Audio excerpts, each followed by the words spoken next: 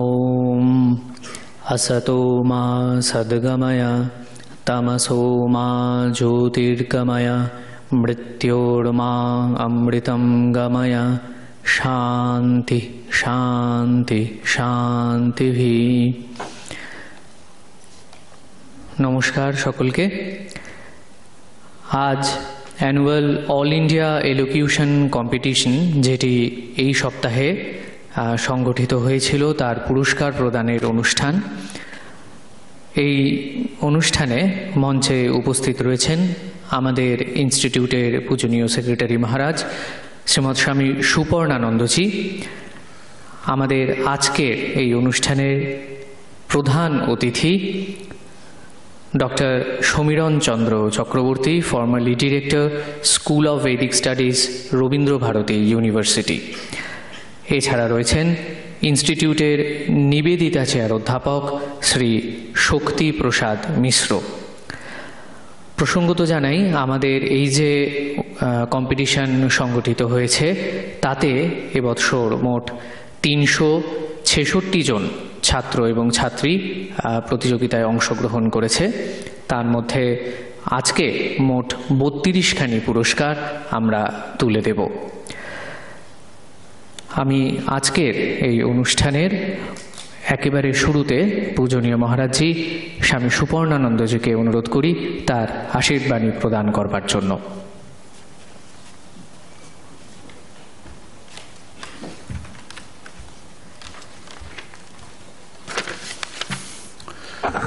ওম জননী শারদাং দেবীং রামকৃষ্ণং জগদ্গুরুং পাদপদ্মিতয় শ্রিত্বা প্রণমামি মুহুর্মুহুঃ।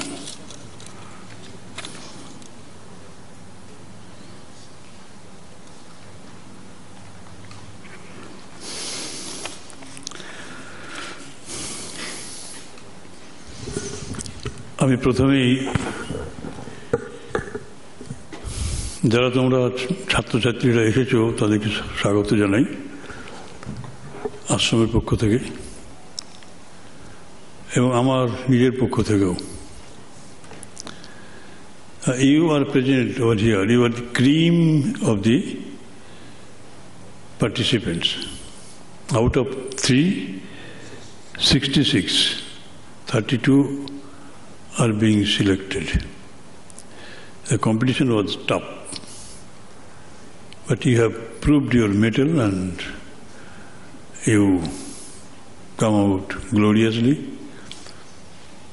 to the forefront. And I will address, it will be a very brief address to you all to pick out the central theme of Swami Vivekananda's ideas.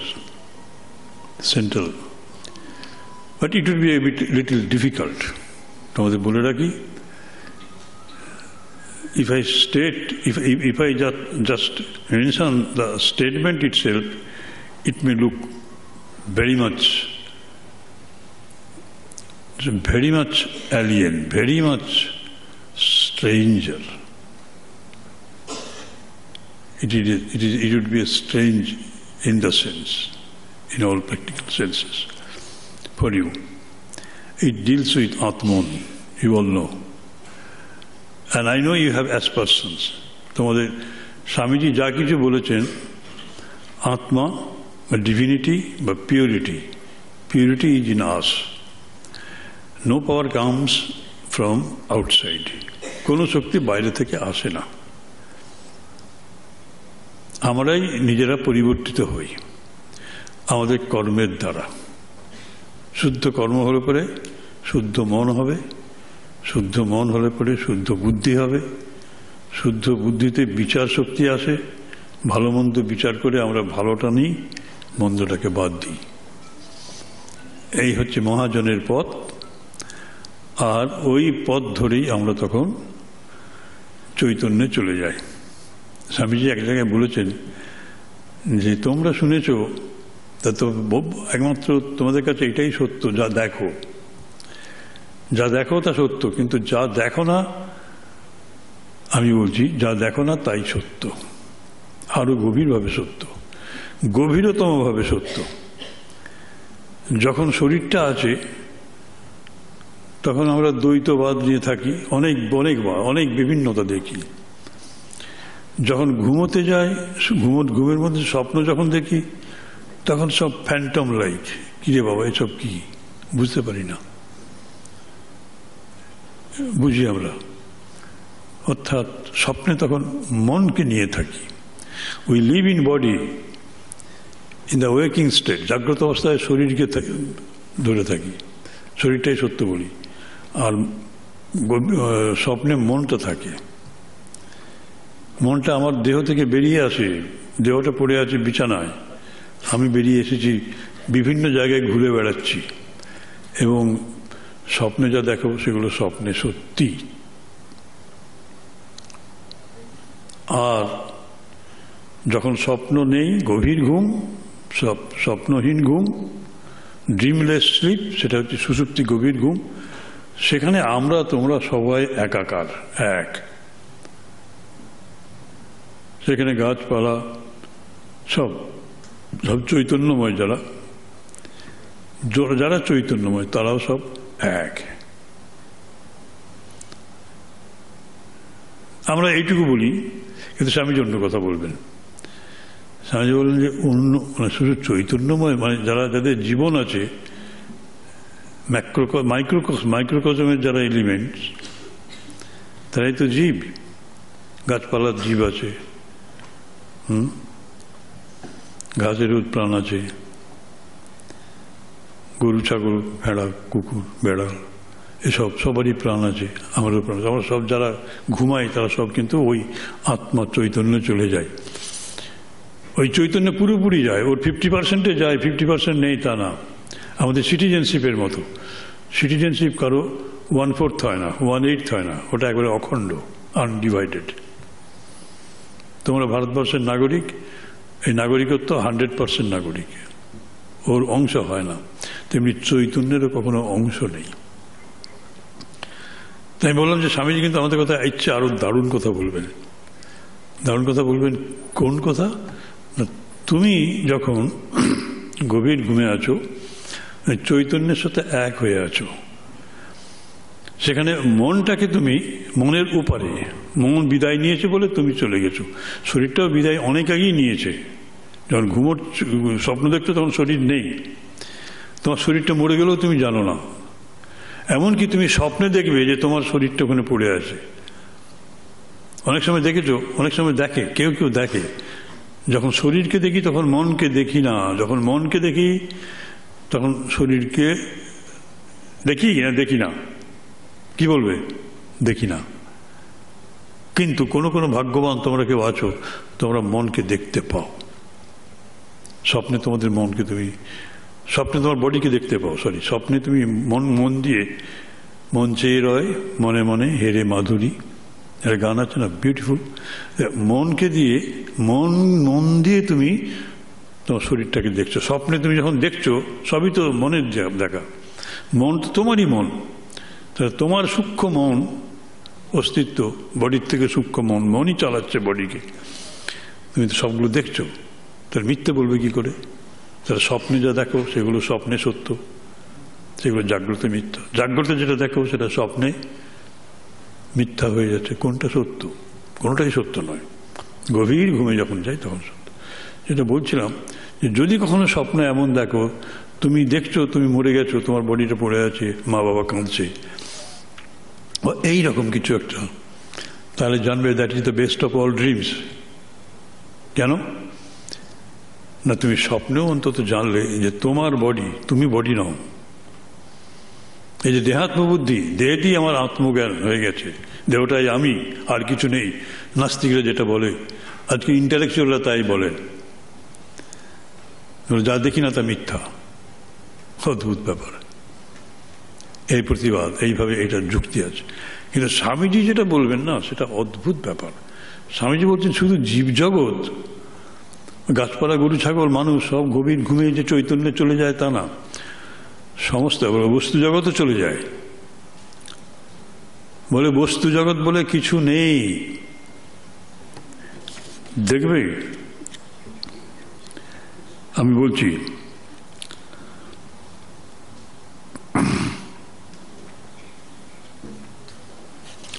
বলে তোমাদের শরীরটা জড়, ভেবে নিয়েছো যে মনটা বোধহয় চৈতন্য, মনও জড়,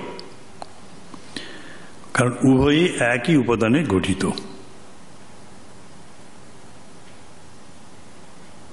আর যেটি সত্য বস্তু তার পরিবর্তন হয় না। জড়েরও পরিবর্তন হচ্ছে, মনেরও পরিবর্তন হচ্ছে। আজ এক মুহূর্তের মধ্যে তোমার মন কি ভাবছে, কোথায় যাচ্ছে কিছু জানো না। মনকে কন্ট্রোলে রাখা খুব কঠিন, মনকে নিয়ন্ত্রণ করা খুব কঠিন। আর এরা সব টাইমের অধীন, কালের অধীন। এই মন এবং শরীর জড় বস্তু, এরা কালের অধীন, কালে সব নষ্ট হয়ে যায়। এক খণ্ড ইস্পাতকেও যদি রেখে দাও, একটা লোহাকেও যদি রেখে দাও 100 বছর জলে এবং আলোতে রোদে, দেখবে যে সেটা ক্ষয়ে ক্ষয়ে রাস্টিং পড়েছে, নষ্ট হয়ে যাচ্ছে। এটাই হয়। সুতরাং যারা নষ্ট হয় তারা তো সত্য নয়, পরিবর্তনশীল। সত্য বস্তু যেটা হয় না, গভীর ঘুমে এক, সবাই এক, আমরা সবাই আত্মীয়, আমরা সবাই আত্মীয়, জেগে উঠলেই আলাদা হয়ে গেলাম, সবাই শিবস্বরূপ। এই এই এই জিনিস। কিন্তু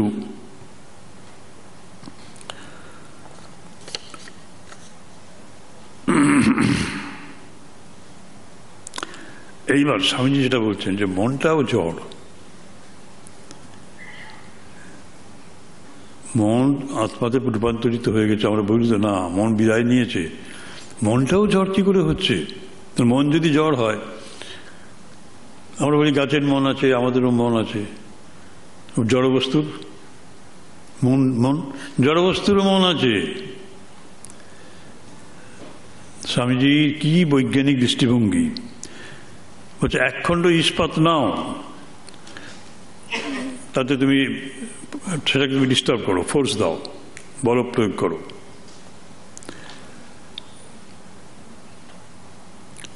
অন্ধকার ঘরে এটা করবে, অন্ধকার ঘরে। তার থেকে ধীরে ধীরে প্রথমে শব্দ বেরিয়ে আসবে, গুন গুন গুন গুন, আছে না? ঘোরাচ্ছ যখন, ইস্পাতটাকে ঘোরাচ্ছ যন্ত্র দিয়ে, সুইচ টিপে দিয়ে, তখন সে ঘুরবে, আস্তে আস্তে আস্তে আস্তে ঘুরছে, গুনগুন শব্দ হচ্ছে। তারপরে আরো একটু শক্তি দাও, স্বামীজি বলছেন যে সেটা তখন আরো জোরে ঘুরবে এবং অন্ধকার ঘরে তখন তাকে আলো বিচ্ছুরিত হবে। ওটা এত ট্রান্সপারেন্ট হয়ে গেছে। বলছে আরো ঘোরাও, অদৃশ্য হয়ে যাবে। আমরা তো এই পাখার ব্লেড তো দেখি, তো পাখার ব্লেডটা প্রথমে দেখা যাচ্ছে ঠিক আছে, 3টে ব্লেড ঘুরতে শুরু করলো, বনবন শব্দ হচ্ছে, গুনগুন শব্দ হচ্ছে। বেশি জোরে যখন ঘুরবে অন্ধকার ঘরে, বলছেন যে ইস্পাত থেকে আলো বেরোবে ঘর্ষণের জন্য। স্বামীজি বলছেন, কবে বলছেন? 1894 সালে এই বক্তৃতা দিয়েছেন তিনি সেখানে, আমেরিকায়। এবং তারপর যেটা বলছেন সেটা আশ্চর্য। তারপর তুমি বলো, তুমি তো দেখতেই পাবে না তাকে, অদৃশ্য হয়ে গেল সেটা, ইস্পাত অদৃশ্য হয়ে গেল। মন তো অদৃশ্য হয়ে যায়, জড়বস্তু অদৃশ্য হয়ে যায়। That is the proof. আমাদের জড়বস্তু দেহ, সেটাও অদৃশ্য হয়ে যাচ্ছে। This is the central theme. তাহলে ওই যে আপনাকে বললাম, ওইটাই হচ্ছে ডিভিনিটি, সবার মধ্যে আছে। এমনকি জড়বস্তুগুলোর মধ্যেও রয়েছে, সব বস্তুর মধ্যে আছে। সেই জন্য নদী, ক্ষিতি, অপ, তেজ, মরুত, বোম, আকাশ, এই যে পঞ্চতত্ত্ব, কাউকে ডিস্টার্ব করো না। শুধু মানুষকে ডিস্টার্ব না করার কথা বলছেন তা না, কাউকে তুমি ডিস্টার্ব করতে পারবে না।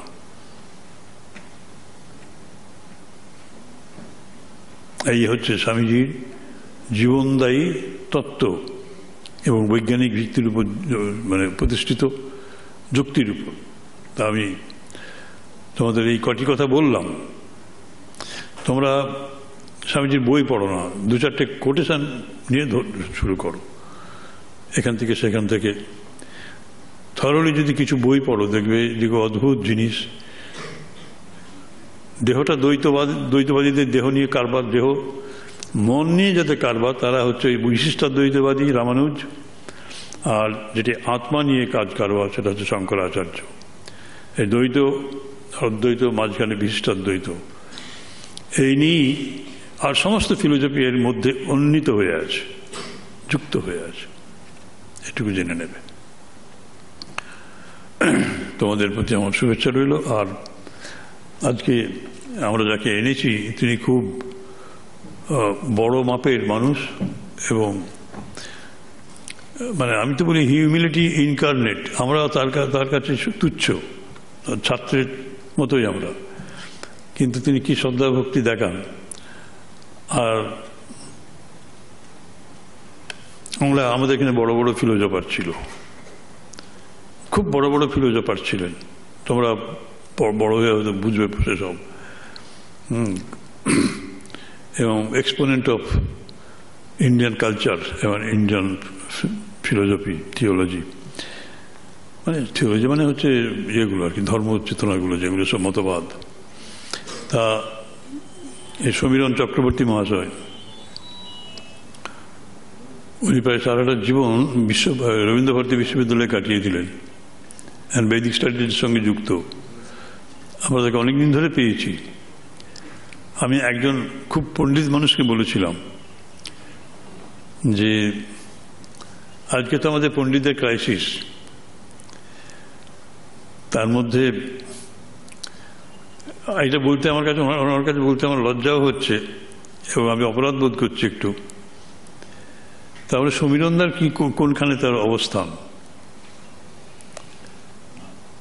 সমীরণদার কোনখানে অবস্থান?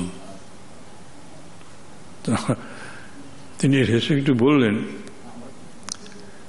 যে শুধু বর্তমান যুগে নয়,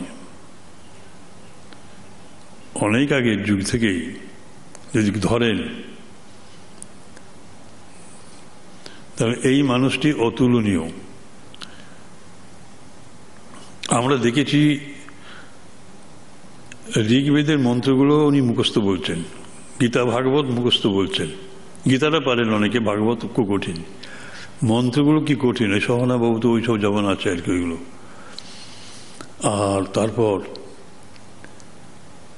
যেটা আমাদের সবচেয়ে আশ্চর্য করে, কমেন্ট্রিগুলো আর কি, শঙ্করাচার্যের কমেন্ট্রি বা এদের সব কমেন্ট্রি, ওই ভাষ্যগুলো, সেগুলো শুধু উনি মুখস্থ বলে যাচ্ছেন, লিখে যাচ্ছেন। এরকম মেমোরি দেখা যায় না।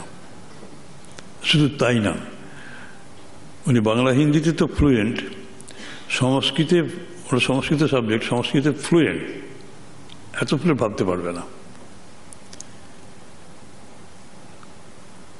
আর সবচেয়ে বড় কথা, অনেকেই এরকম হয়তো ছিলেন, এবং হয়তো কেন ছিলেন, কিন্তু তারা ইন্টারন্যাশনাল প্ল্যাটফর্মে ইংরেজি অল্প জানা বা না জানার জন্য বহির্বিশ্বে তাদের পরিচয় খুব কম ছিল। আমাদের ভারতের এই জিনিসগুলো বাইরে প্রচার করা, প্রকাশ করা, উনি, তোমরা, আমি বলবো রবীন্দ্রনাথকে যদি একটু ইংরেজিতে বলেন, ইংরেজি কি ফ্লুয়েন্টলি, ইংরেজি কি ইম্পেকেবল ইংলিশে কথাবার্তা বলেন, ভাবতে পারবে না। বলছে ওর মতো এখন কে কবে পেরেছে আমি জানি না, কিন্তু আমার মনে নেই, কিন্তু আমি জানি, আপনারা তো দেখছেন যে ইংরেজিটা একটু কম জানেন যারা সংস্কৃত পড়েছেন, ইংরেজি একটু কম বলতে পারেন। কিন্তু এই মানুষটি একেবারে বিদ্যের জাহাজ। আমরা সেই জন্য ওর কাছে কৃতজ্ঞ। আর তার সঙ্গে এরকম ভক্ত মানুষ পাওয়া যায় না, কোথাও যেতেও চান না। তোমরা নাম শোনোনি, কারণটা এটাই, এটা নীরব থাকেন। আর আমরা চিৎকার করি, আমরা মানে শূন্য কুম্ভের আওয়াজ বেশি, এইরকম ব্যাপারগুলো। তো যাই হোক, এখানে আরেকজন বসে আছেন শক্তিপ্রসাদ মিশ্র মহাশয়। উনি ইংরেজি লোক, আমাদের এখানে নিবেদিতা চেয়ার হোল্ড করে আছেন। অডিয়েন্সের মধ্যে মহারাজজি রয়েছেন, উনি আমেরিকায় ঘুরে এসেছেন, বেশ কয়েক বছর ছিলেন ধর্মপ্রচারে। উনি চেরাপুঞ্জির এক সময়তে চেরাপুঞ্জি থেকেই চলে গেলেন, চেরাপুঞ্জির মহন্ত ছিলেন সুমনসানন্দ স্বামীজি আছেন এখানে। সবুজ কলিদি বিশ্বভারতীর উপাচার্য, বিশ্বভারতী শান্তিনিকেতনের বিশ্বভারতী ওই বিশ্ববিদ্যালয়ের উপাচার্য ছিলেন, ভাইস চ্যান্সেলর। তিনি আমাদের এখানে স্কুল অফ ল্যাঙ্গুয়েজেস একটা আছে, তার তোমরা বলবে ডিগ্রেডেশন, না, তিনি প্রিন্সিপাল হয়ে আছেন। আমরা তো আর ওখানে ভাইস চ্যান্সেলর পাড়াতে করতে পারি না। তা দিদি এসেছেন, ভালোবেসে আমাদের এখানে আছেন। আমি তাকেও আমার শ্রদ্ধা শুভেচ্ছা স্বাগত জানাই, তোমাদের অকুণ্ঠ ভালোবাসা জানাই। তোমরা আমাদের, আমি বললাম তোমরা cream, you have proved your worth. তা প্রাইজ পাবে, প্রাইজটা বড় কথা না, জীবনটাকে তৈরি করতে হবে। You have to keep to the truth in all circumstances. জয় মা, হরি ওম তৎসৎ।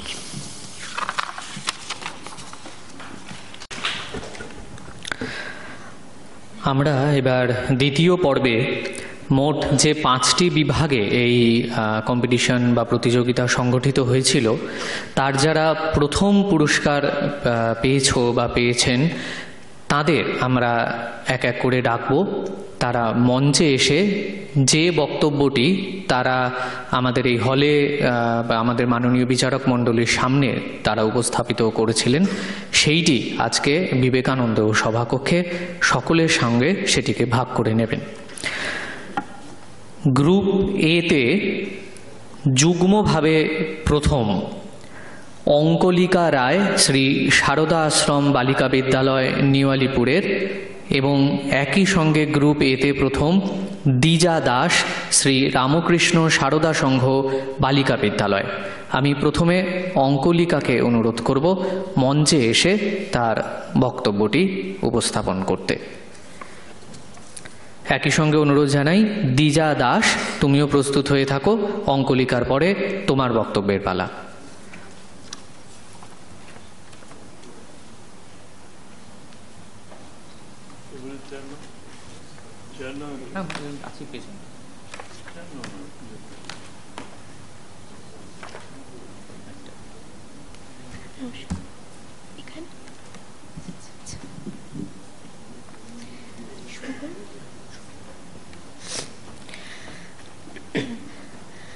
परतत्ते सदालिना रामकृष्ण समगया यो धर्म स्थापन रता বীরেশং ত্বং নমামি। আদর্শের সন্ধান যেমন থাকে তার শিক্ষার অন্তরে, তেমনি বিবেকের আনন্দে চলি নরেনের সন্ধানে। নমস্কার, আমি শ্রী শ্রী শারদাশ্রম বালিকা বিদ্যালয়ের ছাত্রী অঙ্কলিকা। প্রথমেই শ্রী শ্রী ঠাকুর, মা এবং স্বামীজিকে আমার আভূমি প্রণতি জানাই। উপস্থিত সুধীবৃন্দ এবং মাননীয় মহারাজজিকে আমার আন্তরিক শ্রদ্ধা ও প্রণাম জানিয়ে আমি আপনাদের সামনে আমার বক্তব্যের বিষয় হৃদয়বান নরেন সম্বন্ধে উপস্থাপন করছি। ইংরেজি প্রবাদ বাক্যটি বহুল ব্যবহৃত, তবুও সত্য। মর্নিং শোজ দ্য ডেজ, অর্থাৎ প্রত্যুষেই সমগ্র দিনটি কেমন যাবে তা যেন সতই প্রকাশিত হয়। বিবেকানন্দের জীবন প্রত্যুষেও এই একই কথা প্রামাণ্য হিসাবে আমরা পেয়ে থাকি। ছেলেবেলা থেকেই নরেন তার মেধা, সত্যবাদিতা, অধ্যাবসা নিষ্ঠা, হৃদয়বত্তা এইসব সদ্গুণাবলী নিয়ে এগিয়ে চলে জীবন পথে। আমাদের সনাতন হিন্দু ধর্মের সার কথা যে সহিষ্ণুতা এবং গ্রহিষ্ণুতা, তারই জীবন্ত ভাষ্য ছিল নরেন্দ্রনাথের জীবন। নরেনের পিতা বিশ্বনাথ দত্ত অত্যন্ত উদার প্রকৃতির মানুষ ছিলেন। নরেন তার পিতার উত্তরাধিকার সূত্রে এই হৃদয়বত্তার প্রসাদ লাভ করেছিলেন। বিশ্বনাথ দত্তের বাড়িতে সাধু সন্ন্যাসীরা ভিক্ষার জন্য এলে নরেন হাতের সামনে যাই বস্ত্র পেত তাই তাদের দান করে দিত। ছোট নরেনের সহানুভূতিতে ভিখারিরা বন্ধুরাও তার প্রশংসা করত। প্রতিনিয়ত জিনিস দান করে দেওয়ার ফলে বাধ্য হয়ে তার মা একদিন তাকে দোতলার একটি ঘরে আটক করে রাখলেন, কিন্তু তাতেও নিস্তার পাওয়া গেল না। হঠাৎ মায়ের কাপড়ের বাক্সের দিকে চোখ পড়ায় সেখান থেকে কয়েকটি দামি শাড়ি বার করে ভিখারির উদ্দেশ্যে উপরের জানালা গলিয়ে নিচে ফেলে দিল। এত ছোট ছেলের হৃদয়বত্তায় সকলেই সেদিন অবাক হয়ে গিয়েছিল। অপরের প্রতি নরেনের যেমন সহানুভূতি ছিল, তেমনি কারোর বিপদে সে সাহসের সাথে তার কর্তব্য পালন করত। একদিন একটা ট্র্যাপিস খাটানোর জন্য নরেন তার সঙ্গীদের নিয়ে কাজ শুরু করে দিল। ট্র্যাপিসের খুঁটিটা ভীষণ ভারী হওয়ায় তারা সেটিকে কোনো মতেই তুলতে পারছিল না। অবশেষে একজন ইংরেজ নাবিক তাদের সাহায্যের জন্য এগিয়ে এলেন। নাবিকের সহায়তায় কাঠটা অনেকটা উপরে ওঠার পর হঠাৎ তার মাথায় এসে পড়ল। ফলে মাথায় প্রচণ্ড জোরে আঘাত লাগলো এবং সেই মুহূর্তেই তিনি জ্ঞানহীন হয়ে পড়লেন।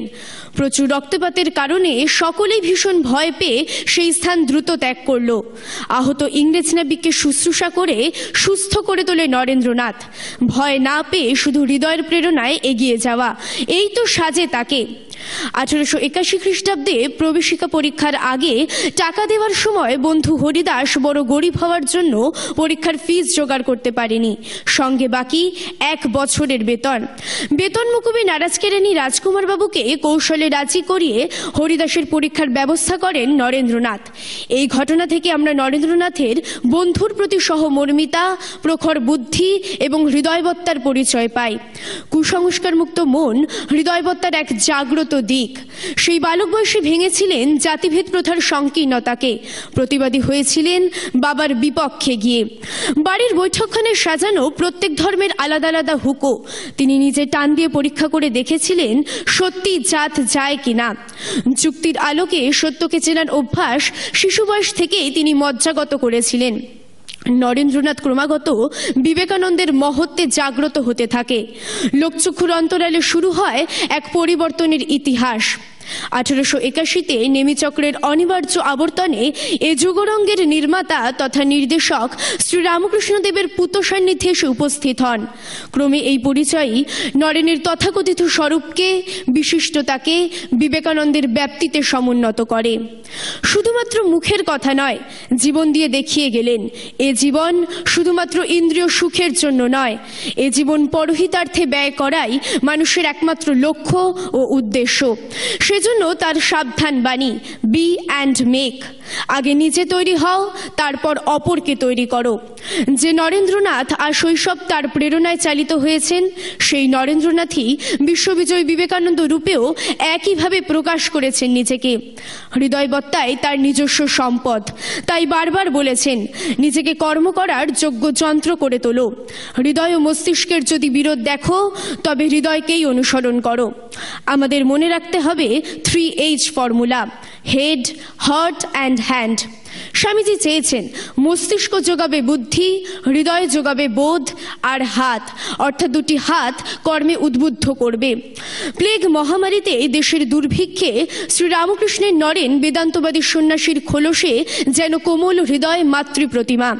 শ্রীরামকৃষ্ণ যেমন ছিলেন লাভ পার্সনিফাইড, তেমনি প্রেম প্রেম এই মাতৃধ্বনি ছিল নরেনের বিবেক সম্বল। তাই শুরু থেকে শেষ সমগ্র সত্তায় বিবেকানন্দ যেন হৃদয় বা নরেন এরই প্রতিরূপ। স্বামীজি দিলেন ত্যাগ ও সেবার মন্ত্র। তার কণ্ঠে আবৃত্ত হয় যুগ মন্ত্র, শিব জ্ঞানে জীব সেবা, আত্মানুমোক্ষার্থং জগদ্ধিতায়া চ। আজ তার চরণে হৃদয়ের পবিত্র প্রসাদ লাভের প্রার্থনা জানিয়ে আমি আমার বক্তব্য শেষ করছি। আজকের এই মঞ্চে দাঁড়িয়ে তার প্রতি আমার শেষ নিবেদন একটি স্বরচিত কবিতা দিয়ে। ভারত যখন শিকড় খোঁজে, বিবেক মাঝে নরেন জাগে। সাঝের বেলা আধার নামে, ধর্মপথে বিবেক জাগে। মশাল আমি বইব জানি, সাথে থেকো নরেন তুমি। ধন্যবাদ। চন্দ্র চক্রবর্তী মহাশয়কে অনুরোধ করি অঙ্কলিকার হাতে গ্রুপ এর প্রথম পুরস্কারটি তুলে দেওয়ার জন্য। অঙ্কলিকা শ্রী সারদা আশ্রম বালিকা বিদ্যালয়, নিউ আলিপুরের ক্লাস 6-এর ছাত্রী।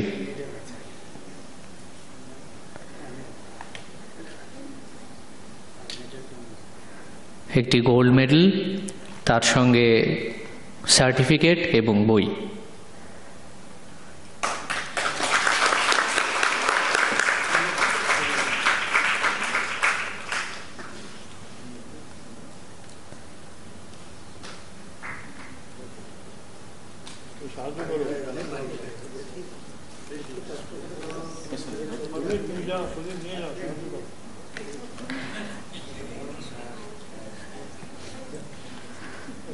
আমি এবারে অনুরোধ করি দ্বিজা দাসকে মঞ্চে আসবার জন্য।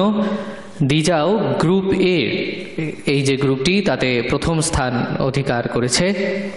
সে শ্রী রামকৃষ্ণ সারদা সংঘ বালিকা বিদ্যালয়ের ক্লাস 5-এর ছাত্রী। একই বিষয়, বিগ হার্টেড নরেন।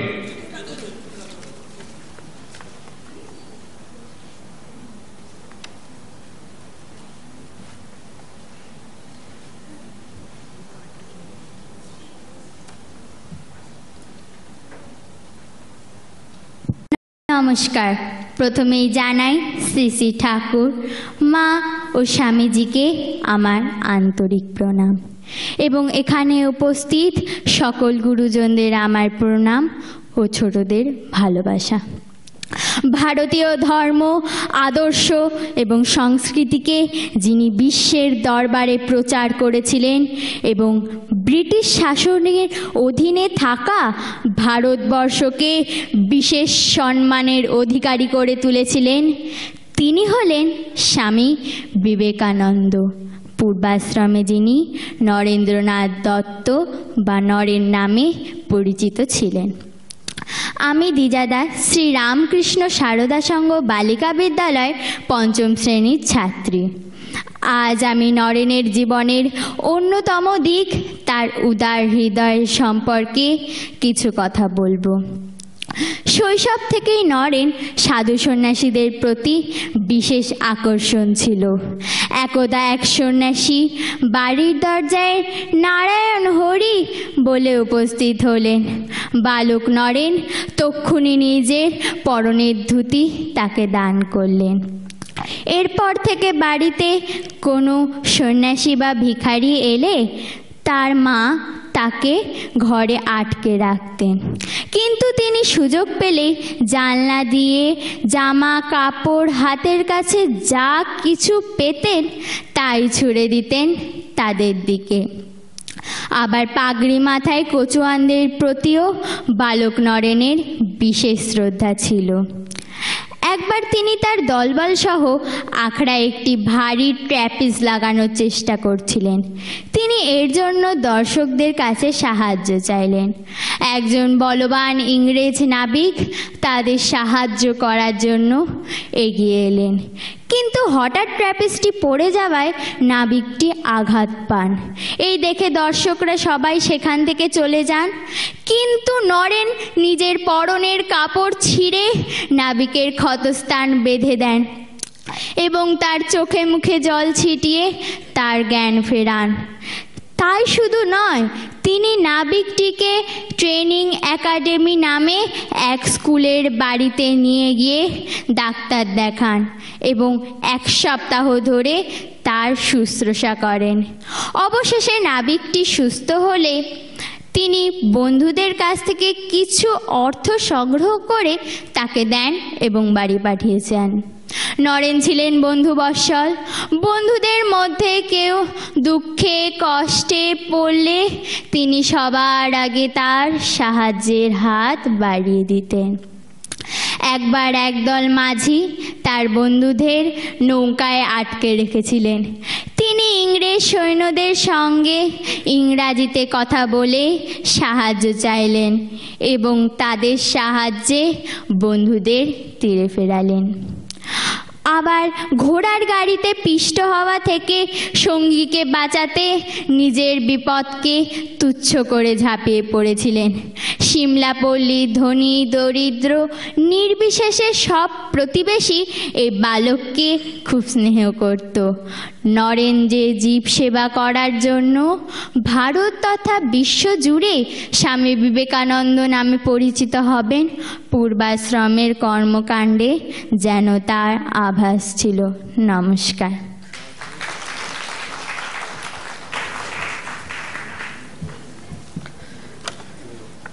এবারে দ্বিজা দাসের হাতে পুরস্কার তুলে দেবেন ডক্টর সমীরণ চন্দ্র চক্রবর্তী। দ্বিজা শ্রী রামকৃষ্ণ সারদা সংঘ বালিকা বিদ্যালয়ের ক্লাস 5-এর ছাত্রী।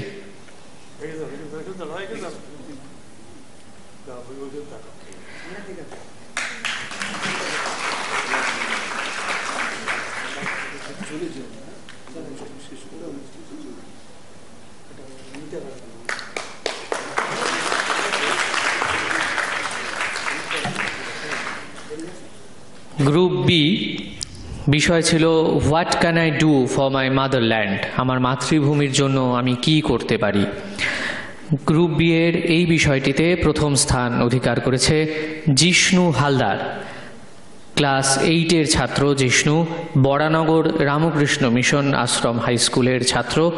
আমি তাকে অনুরোধ করি মঞ্চে এসে তার বক্তব্যটি প্রদান করবার জন্য।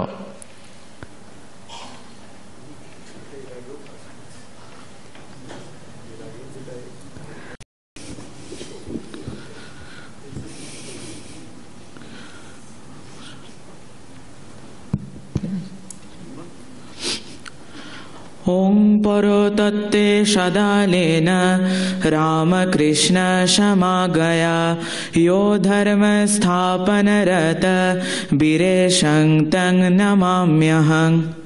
নমস্কার, আমি জিষ্ণু হালদার, বরাহনগর রামকৃষ্ণ মিশন আশ্রম উচ্চ বিদ্যালয়ের 8ম শ্রেণীর ছাত্র। শুরুতেই দিব্যত্রয়ীর চরণ কমলে জানাই শতকোটি প্রণাম। মঞ্চে উপবিষ্ট মহারাজগণ এবং সভাগৃহে উপস্থিত সকলকে যথোচিত সম্মান জানিয়ে শুরু করছি আজকের বক্তৃতা। বিষয় আমার মাতৃভূমির জন্য আমি কি করতে পারি। যে দেশের মাটি চন্দনের মতো পবিত্র, যে দেশের প্রতিটি জনপদ তপবনের ন্যায় শান্ত ও সাধনায় মগ্ন, যে দেশের প্রতিটি বালক শ্রীরামচন্দ্রের ন্যায় সর্বগুণান্বিত, সে হল আমার মাতৃভূমি ভারতবর্ষ।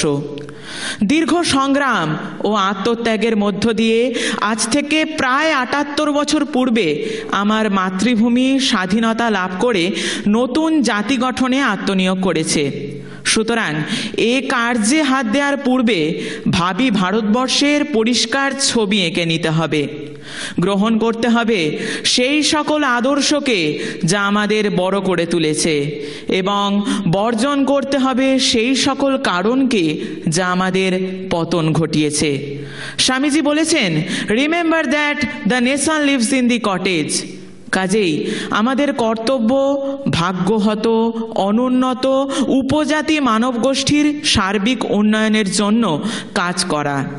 যখনই আমরা শিক্ষার আলোকে প্রতিটি ঘরে পৌঁছে দিতে পারব, সৎ প্রশাসন গড়ে তুলব, শিল্প সংস্কৃতিকে জাগ্রত করব ও পরিবেশকে রক্ষা করব, তখনই চিরন্তন স্বাধীনতা সঞ্জীবনী শক্তি হয়ে প্রজন্ম থেকে প্রজন্মান্তরে প্রবাহিত হবে। আধ্যাত্মভূমি ভারতবর্ষের সত্যদ্রষ্টা ঋষিদের সন্তান আমরা। তাই তো স্বামীজি বলেছেন, আত্মানাম অক্ষার্থম জগৎ ভিতায় চ আমাদের জন্ম। কি করছিস ঘরের কোণে বসে বসে? নিজে জেগে অপরকে জাগ্রত কর, নরজন্ম সার্থক করে চলে যা। ঠিক যেমন শ্রীমদ্ ভগবদ গীতাতে শ্রী ভগবান অর্জুনকে বলেছিলেন, ক্লৈবাং মাসমগম পার্থ নৈতত্য উপপাদ্যতে ক্ষুদ্রং হৃদয় দৌর্বল্যং তক্তোক্তিষ্ঠ পরম তপঃ। ভারতবর্ষকে উন্নত জ্ঞানভিত্তিক অর্থনীতিতে রূপান্তরিত করার উদ্দেশ্যে 2015 সালের 1 জুলাই মাননীয় প্রধানমন্ত্রী ডিজিটাল ইন্ডিয়ার সূচনা করেন, যার লক্ষ্য ডিজিটাল পরিকাঠামো গঠন, ডিজিটাল পরিষেবা প্রদান এবং ডিজিটাল সাক্ষরতা বৃদ্ধি।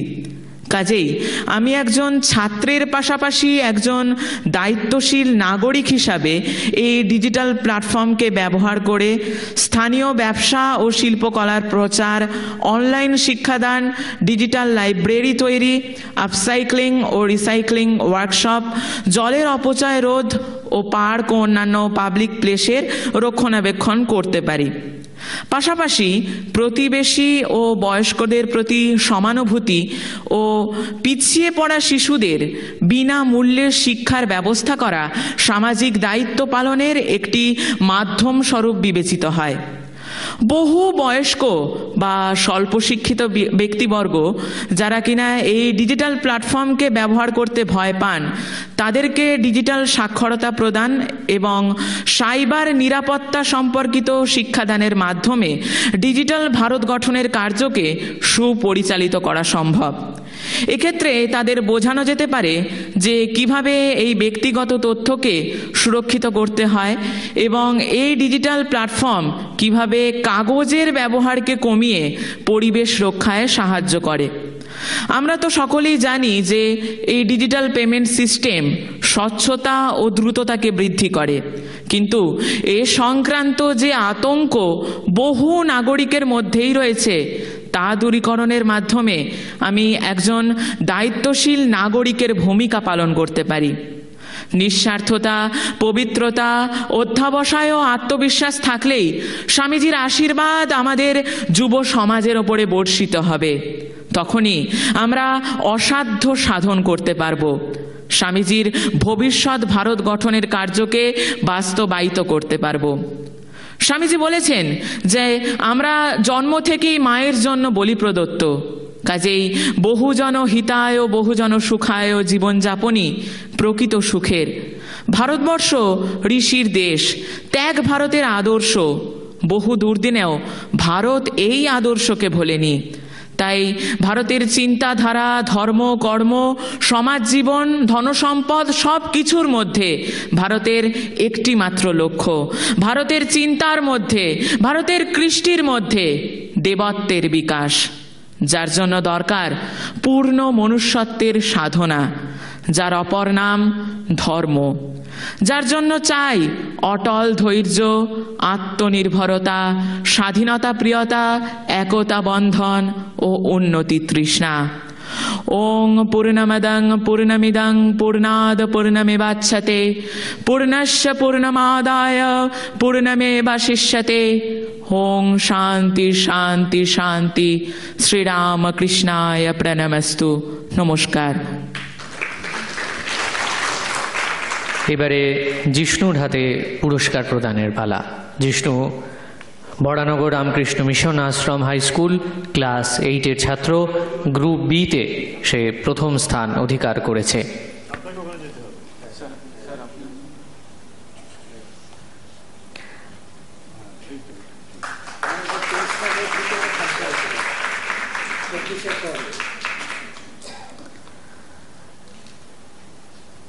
গোল্ড মেডেল, বই এবং certificate. Group C, Hinduism in the eyes of Swami Vivekananda, এই বিষয়টিতে প্রথম স্থান অধিকার করেছেন শ্রী প্রজ্ঞান মিশ্র, সেন্ট জেভিয়ার্স কলেজের ছাত্র। প্রজ্ঞানকে অনুরোধ করি মঞ্চে আসবার জন্য। 5th সেমিস্টারের ছাত্র প্রজ্ঞান মিশ্র গ্রুপ সিতে প্রথম স্থান অধিকার করেছে, বিষয় Hinduism in the eyes of Swami Vivekananda.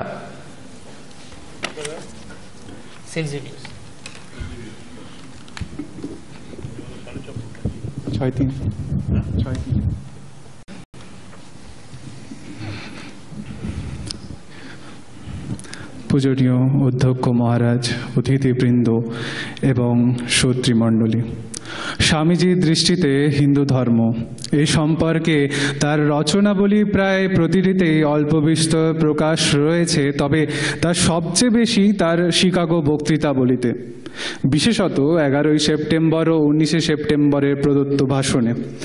এছাড়াও বিশেষভাবে উল্লেখ করতেই হয় তার lectures from Colombo to Almora. তবে প্রশ্ন একটা, তার এই বক্তৃতাবলীর প্রভাব কি? এই প্রশ্নের উত্তর দিয়েছেন স্বাধীন ভারতে প্রথম গভর্নর জেনারেল শ্রী রাজা গোপালাচারী। তিনি বলেছেন, স্বামী বিবেকানন্দ ভারতবর্ষ তথা হিন্দু ধর্মকে রক্ষা করেছেন। তিনি না হলে হিন্দু ধর্ম লুপ্ত হয়ে যেত এবং আমরা আমাদের স্বাধীনতাও পেতাম না। তা কেন এমন মন্তব্য? দেখুন, স্বামীজির আবির্ভাবে প্রাক্কালে ভারতবর্ষ তথা হিন্দু ধর্মের দুরবস্থার কথা আমরা জানি। পাশ্চাত্যের মিশনারিরা জোরদার প্রচার করছেন যে ভারতবর্ষের দুর্গতির মূল কারণ হিন্দু ধর্ম, তাই ভারতবাসীর এখন একান্তই প্রয়োজন খ্রিস্ট ধর্ম। জেমস মিল, টমাস মেকলেদের মতো বুদ্ধিজীবীদেরও প্রায় একই বক্তব্য, এবং অধিকাংশ ভারতীয় স্বধর্মে লজ্জিত এবং অজ্ঞ। ঠিক এই পরিস্থিতিতেই যুবা সন্ন্যাসী শিকাগো বিশ্বমঞ্চে বোমার মতো ফেটে পড়লেন।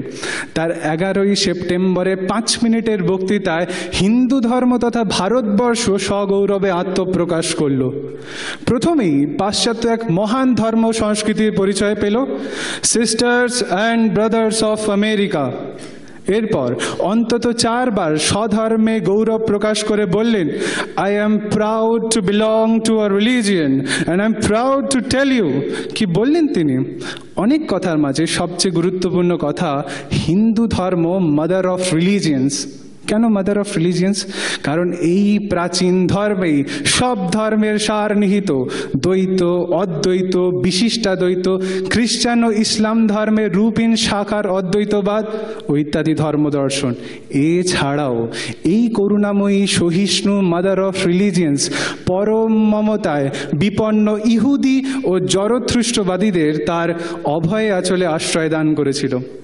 হিন্দু ধর্মের এই গরিমা প্রকাশ করে স্বামীজি বলেছিলেন, যে ধর্ম তাদের আশ্রয় দান করেছিল এবং যে ধর্ম তাদের আজ পর্যন্ত প্রতিপালন করছে, আমি সেই ধর্মভুক্ত।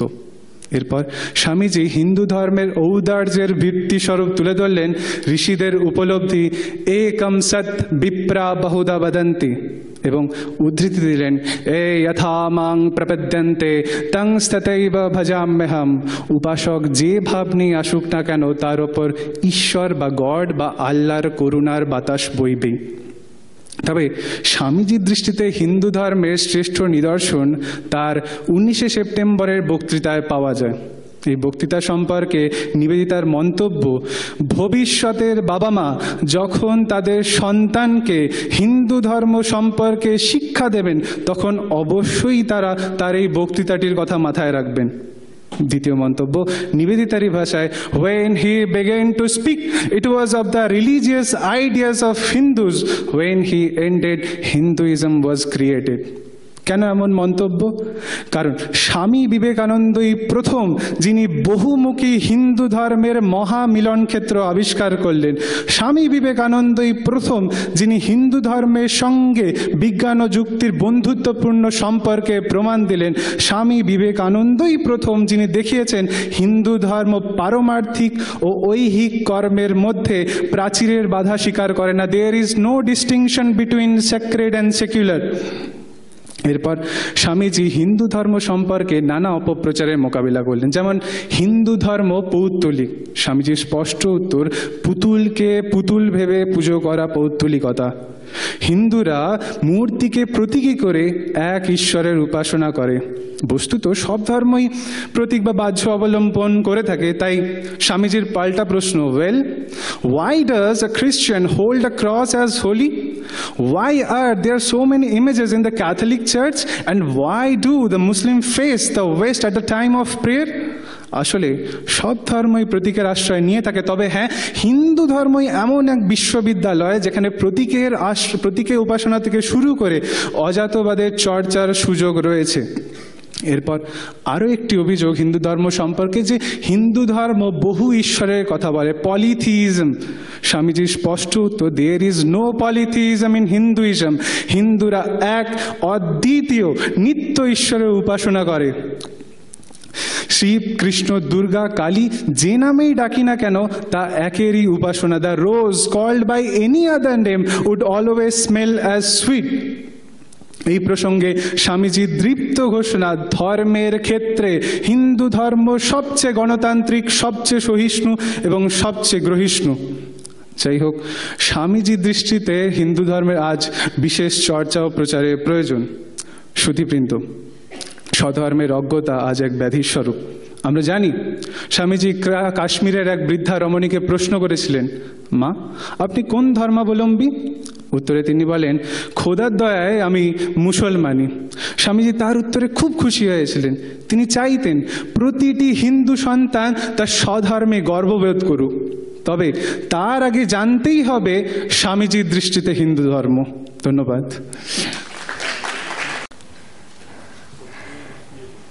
এবারে প্রজ্ঞানের হাতে গ্রুপ সি এর প্রথম পুরস্কার তুলে দেওয়া হচ্ছে। গোল্ড মেডেল, সার্টিফিকেট এবং বই।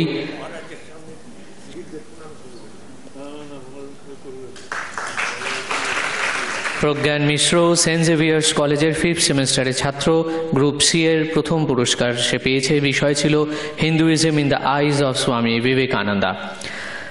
গ্রুপ ডিতে প্রথম পুরস্কার পেয়েছেন তমালদীপ Roy, Ramakrishna Mission Residential College নরেন্দ্রপুরের ছাত্র তমালদীপ রায়। বিষয় ছিল an ideal society in the eyes of Swami Vivekananda.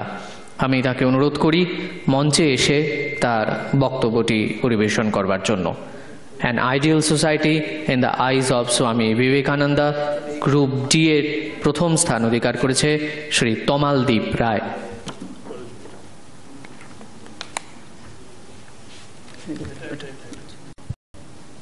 নমস্কার সবাইকে। আমি মঞ্চে উপস্থিত মহারাজকে প্রণাম জানাই এবং বিশেষ অতিথিদের সবাইকে প্রণাম জানিয়ে আমি আমার বক্তব্য শুরু করছি। আমার বক্তব্যের বিষয় ছিল স্বামীজির দৃষ্টিতে আদর্শ সমাজ ভাবনা। এবার এই কথাটা নিয়ে যদি কথা বলতে চাই তাহলে আগে দেখতে হবে আমরা কোন সমাজে দাঁড়িয়ে আছি। এখন যে সমাজ ব্যবস্থার মধ্যে আমরা আছি এটাকে যদি আমি প্রধান 3টে বৈশিষ্ট্য দিয়ে সংজ্ঞায়িত করতে চাই তাহলে প্রধানত বোধহয় উঠে আসবে মানবিক অবক্ষয়, সামাজিক অবক্ষয় এবং আমাদের নৈতিক অবক্ষয়। চারদিকে তাকালেই আমরা সেটাই দেখতে পাচ্ছি এবং আমরা প্রত্যেকটা ক্ষেত্রে, সামাজিক ক্ষেত্রে এবং মানুষের মূল্যবোধের ক্ষেত্রে যে অবনমন ঘটেছে তা একেবারে চোখে আঙুল দিয়ে দেখার মতো। এবার এই প্রত্যেকটা বিষয়ের ওষুধ আমরা যদি খুঁজতে চাই তাহলে স্বামীজির লেখায়, স্বামীজির বক্তব্যে তা পাওয়া যায়। স্বামীজির অনেকগুলো বিষয় নিয়ে আজকে আমি আর কথা বলবো না। আজকে একটা বিষয়েই আমি কথা বলবো, সেটা হচ্ছে আত্মশক্তি, যা উৎসারিত হয় আধ্যাত্মিকতার বোধ থেকে। এবার এই আধ্যাত্মিকতা কি? আধ্যাত্মিকতার একেবারে উৎসস্থল যদি আমি দেখতে চাই তাহলে সেটা বারবার স্বামীজি বলেছেন, সেটা হচ্ছে আমাদের এই প্রাচ্য। তাই প্রাচ্যের লেখকদের লেখাতেও, প্রাচ্যের কবিদের লেখাতেও বারবার এই আধ্যাত্মিকতার চেতনা উঠে এসছে, যেখানে আমার সঙ্গে আমার অনেক কথা থাকতে পারে। এই ব্যাপারটাই আমরা ভুলতে বসেছি। যদি আমরা সারা জীবন ধরে সবথেকে বেশি অবহেলা কাউকে করে থাকি সেটা হচ্ছে নিজেকে। আমরা সব কিছু নিয়ে ব্যস্ত, এখন কি হচ্ছে, কি কি ঘটনা ঘটছে, রাজনৈতিকভাবে কি ঘটছে, সব কিছু আমরা ভাবছি, শুধু নিজের সাথে নিজের কোনো কথা নেই। এই যে নিজের সঙ্গে নিজেরও কথা থাকতে পারে, এটাই হচ্ছে আধ্যাত্মিকতার প্রধান শর্ত। আর এই যে কথাটা হচ্ছে না কেন সেটা তো রবীন্দ্রনাথ তার গানে বলেইছেন যে মাঝে মাঝে তব দেখা পাই, চিরদিন কেন পাই না। ওই নিজের সঙ্গে নিজের মাঝে মাঝেই দেখা হয়। কেন মেঘ আসে হৃদয় আকাশে, মানে আমার আর ওই আমার সত্তার মধ্যে বারবার মেঘ চলে আসছে। সেই মেঘ কখনো আমাদের ইচ্ছা, অর্থাৎ আমাদের ডিজায়ার, যেগুলো আমাদের যে বৈষয়িক টান, সেগুলোই এই ধূসর ঝাপসা অবস্থাটা নিয়ে আসে। ফলে সেইখান থেকে বেরোতে হলে আমার মনে হয় একটু মনটাকে প্রসার করা দরকার, দৃষ্টিগুলোকে আরো একটু বড় করা দরকার। এই শরীরের বাইরেও যে কিছু থাকতে পারে। আবার আমরা নিজেদেরকে নিয়ে একেবারে ভাবছি না তা নয়, ভাবছি কিন্তু কিছু ভুল দিকে, ভুল কেন্দ্রে নিয়ে যাচ্ছি। আমরা ভাবছি বেঁচে থাকার একটাই অবলম্বন, সেটা অর্থ অথবা চাকরি অথবা কোনো একটা পদ, কিন্তু এর বাইরেও যে আত্মার শান্তি ঘটানোর জন্য কিছু হতে পারে সেই সব থেকে তো আমরা চ্যুত হচ্ছি নিশ্চয়ই। আর হচ্ছি বলেই এরকম একটা বিষয়কে এখনও বারবার করে সেটার ওপরে জোর দিতে হচ্ছে। যদি আমাদের মধ্যে, সবার মধ্যে সেই সচেতনতা থাকতো তাহলে তো এত আলোচনার দরকার পড়তো না। স্বামীজি আরও কথা বলছেন যে একটা ভালো বই পড়ার থেকে যদি আমি নিজের সঙ্গে কিছু একাকিত্বে সময় কাটাই সেটা আরও বেশি জরুরি, কারণ সেই মুহূর্তে আমার সঙ্গে আমার কিছু কথা হবে। স্বামীজি এক জায়গায় লিখছেন যে যদি আমি আমার সঙ্গে প্রতিদিন কথা না বলি তাহলে পৃথিবীর একজন অন্যতম বুদ্ধিমান মানুষকে আমি উপেক্ষা করব, সে নিশ্চয়ই আমি। কারণ আমার প্রত্যেকের মধ্যে যে অনন্ত সম্ভাবনা আছে, প্রত্যেকের মধ্যে, এখানে প্রত্যেকটা প্রত্যেকটা মানুষ যখন জন্মায় তখন একটা অনন্ত সম্ভাবনা নিয়েই জন্মায়। তার মধ্যে কেউ রবীন্দ্রনাথ হয়ে ওঠেন, কেউ আইনস্টাইন হয়ে ওঠেন, কেউ ফিলিপ সিডনি হয়ে ওঠেন, কিন্তু সেটা নির্ভর করে তিনি কতটা তার সেই প্রতিভাকে বুঝতে পারছেন, উপলব্ধি করতে পারছেন এবং সেটাকে কতটা বিকশিত করতে পারছেন। এবার আমরা বেশিরভাগ মানুষ সেটা পারি না বলেই আমরা সাধারণ হিসেবে থেকে যাই। স্বামীজির মতো মানুষ সেটা পারেন বলে তিনি ওই স্তরে পৌঁছতে পারেন। ফলে আমাদেরকে বুঝতে হবে যে এই জীবন, এই যাপন, এগুলোর আসল উদ্দেশ্য কী এবং এর ভেতরে থাকার মর্মার্থ কী। ফলে সেইখানে বোধহয় স্বামীজি তার সারা জীবন নিয়োজিত করেছেন। এছাড়াও নারী শিক্ষা নিয়ে তো তিনি বারবার কথা বলেছেন যে একজন নারীর ওপর নির্ভর করে গোটা সমাজের একটা বিরাট অংশ। কারণ একটা শিশু যখন জন্মায় তার বড় হওয়া, তার বেড়ে ওঠা সব কিছু নির্ভর করে তার মায়ের ওপর। তার মায়ের থেকেই তিনি অনেক কিছু শিখতে পারেন। ফলে সেইখানে নারী শিক্ষার বিষয়টা তো অত্যন্ত গুরুত্বপূর্ণ হয়ে উঠবেই।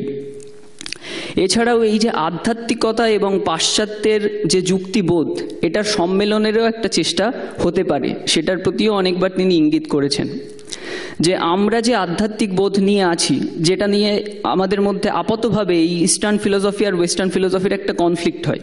তারা ভীষণভাবে লজিক্যালি ভাবতে চান, আর এখানে একটা অদ্ভুত মিস্টিসিজম কাজ করে। অর্থাৎ দেখার বাইরেও অনেক কিছু থাকতে পারে, অদেখা অনেক কিছু সত্য হয়ে উঠতে পারে। সত্যিই তো তাই, যদি একেবারে পৃথিবীকে ভালো করে বুঝতে চাই তাহলে তাই তো হবে। আর সেই জন্য ওয়েস্টার্ন ফিলোসফিরই কিছু মানুষ, অনেক পোয়েট, অনেক কবিরা, তারাও কিন্তু তার লেখাতে সেই বারবার ফিরে এসেছেন সেই প্রাচ্যের কথাতেই। যদি টি.এস. এলিয়টের ওয়েস্টল্যান্ড পড়ি তাহলে শেষমেশ তিনি এসে কোট করছেন উপনিষদকে। অর্থাৎ তিনি বুঝতে পারছেন যে এই ওয়েস্টল্যান্ড, যে নষ্ট ভূমিতে তিনি আছেন, এখান থেকে বেরোনোর একমাত্র উপায় হতে পারে উপনিষদ।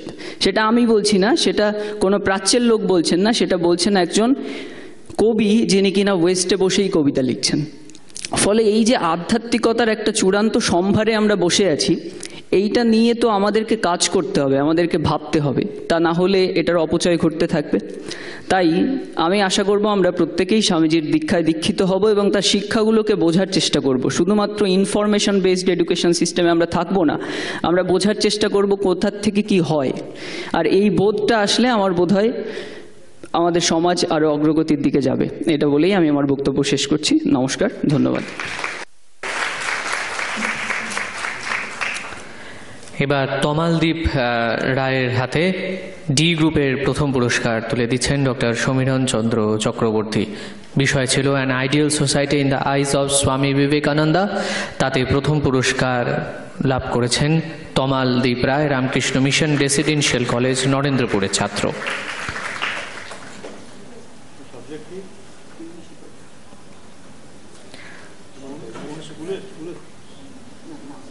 এবারে গ্রুপ ই, যেটি ওপেন টু অল সংস্কৃত ভাষায় যে প্রতিযোগিতাটি হয়েছিল, তাতে প্রথম স্থান অধিকার করেছে জিশানু ঘোষ।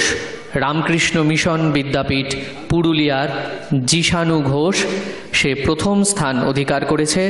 সংস্কৃত ভাষায় ওপেন টু অল যে গ্রুপ ছিল তার বিষয় ছিল কিন্নাম রোদসি সখে ত্বয়ি সর্বশক্তিহি। ক্লাস 9-এর ছাত্র জিশানু, তাকে অনুরোধ করি মঞ্চে এসে তার বক্তব্যটি প্রদান করবার জন্য। পুরুলিয়া মান। ওম यशवीर्येण कृतिनो वयं च भुवनानि च रामकृष्णं सदा वन्दे सर्वं स्वतन्त्रमीश्वरं। शुभपराह्नः श्रोतृभिषः मान्यतिथिवृन्दान् प्रतिमम सम्भाषण विज्ञाप्य अद्ययं वक्ता श्रीजिशानुघोषः किन्नाम रोदसी सखे त्वयि सर्वशक्तिः इति विषयमवलम्ब्येस्य वक्तव्य विज्ञापन तत्परोऽस्मि। हे मित्रे, कथमस्ति रोदनपरायणः? का वास्ति आत्मग्लानि शृङ्खलाभरणवश्यकता? दवान सर्जन शमः स्फुलिङ्गः कथं बात्मनं भस्ममातरं विचिन्त्य निदारुणं मुहावरणं विनोति? अद्य आत्महवान समुद्घोष दिवस विशेषे विनम्रता वृता वेदना विशेषस्य लेशमात्रमपि स्थानं नास्ति।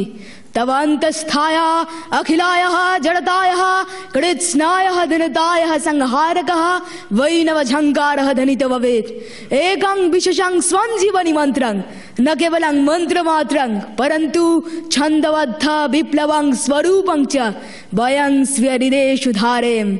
किन्नाम रोदिषि सखे त्वयि सर्वशक्तिः आमन्त्रयस्य भगवन् भगदं स्वरूपम् इति। अर्थात हे मित्रे, यदि वास्तविकताया तव हृदयमेव सर्वशक्त्या धारस्तर्हि वृथा रोदनस्य कावस्ति आवश्यकता। अचिरात् स्वीयं तादृशं भगवत् स्वरूपं तादृशी मैश्वर्यमयीं सत्यां भावयतु। एतादृशेन लोकत्रयं तव पदतले समागतं स्यात्। अग्निमन्त्रमिदं स्वामी विवेकानन्द पादहरितं वेदान्त बारधि मंथन समुद्भूतं सारसत्यम्। आत्मनं सर्वशक्त्या धारक रूपेण विज्ञाय तदर्जित ज्ञानबलात् आत्मविश्वासि संसाधकः तादृशार्जित ज्ञान श्रेष्ठ वितरणेन आत्मन मोक्षार्थं जगद्धीताय च इत्युपनिषद्वाणी सार्थकतमपादयतु। ततः श्रीमद्भगवद्गीतायां भगवता श्रीकृष्णेन गीतमस्ति, नैनं छिन्दन्ति शस्त्राणि नैनं दहति पावकः न चैनं क्लेदयन्त्यापो न शोषयति मारुतः इति। आत्मदौर्बल्यं संघटकः मोहानिद्रतः उत्तिष्ठतु परब्रह्मस्वरूपत्वात् कोऽपि नास्ति दुर्बलः। ततः नायमात्मा बलहीनेन लभ्य इति वैदान्तिकी वाणी उच्चैः समुद्घोष्य आत्मस्वरूपं प्रकटयतु।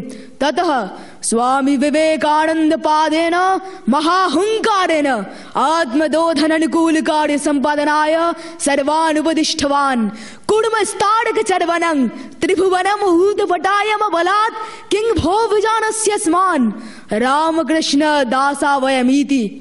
एतादृशस्य निर्भीकात्म प्रत्ययस्य दुन्दुविनाद बृहदारण्य कोपनिषदि अपि समुपलभ्यते अहं ब्रह्मास्मीति। सामवेदियो छान्दोग्योपनिषदि दृश्यते तत्त्वमसि मन्त्राद् ज्ञायते यत् सर्वव्यापि परब्रह्म न हरीते कस्यापि किमपि स्वतन्त्रास्तित्वं मैव सम्भवेत्। गीतायामपि दृश्यते यदुर्जनाय उपदेश प्रदान काले भिडुता जनित क्लिवता भंजकात्मक ज्ञानस्य अपरिहार्यता प्रदानेन एव श्रीकृष्णोपदेशा लभ्यते। क्लैव्यमाश्मगम पार्थ नैतत्त्वय्युपपद्यते क्षुद्रं हृदय दौर्बल्यं त्यक्त्वा तिष्ठ परन्तप इति। स्यान्तु वस्तु सर्वशक्तिमान् आत्मा हि केवलं स्वकीय प्रचेष्टाय साधनीयः अवसन्नता कदापि नैव वदनीया। अस्माकं परम्परयों विरत्यस्य प्रशंसा दृश्यते विरोभज्ञा वसुन्धरा इति। श्रुति प्रमाणतः असंदिग्धताय ज्ञायते यदत्मज्ञानदद्वैतानुभावत्वरीते कोऽपि विगतिः भवितुं नार्हति। यस्तु सर्वाणि भूतानि आत्मन्येवानुपश्यति सर्वभूतेषु चात्मानं ततो न विजुगुप्सते इति शोपनिषदि उक्तं। वैराग्यधृते अद्वैत ज्ञानं संभवेत्। ततः आचार्यवत्रिहरिणा वैराग्य शतके गदितं सर्वं वस्तु वयान्नितं भुवि निरां वैराग्यमेवाभयम् इति। वैराग्यं तु दृष्टादृष्ट विषयस्य अनित्वत्वं अनुभूय मानव मनसि वैराग्योदयः संभवेत्। अद्वैतत्वज्ञ हि अस्ति भीतिरहितः चिरवीरः नित्यानन्दितः। एतादृशेन वर्णना निर्वाणाष्टकस्य अन्तिम श्लोके शङ्कराचार्यपादेन वर्णितमस्ति। अनेन श्लोकेन स्व वक्तव्यस्य समापनं कर्तुमिच्छामि। अहं निर्विकल्पो निराकाररूप विभूत्वा च सर्वत्र सर्वेन्द्रियाणां नाचासङ्गतं नैव मुक्तिर्न मेया चिदानन्दरूप शिवोऽहं शिवोऽहं। धन्यवादः।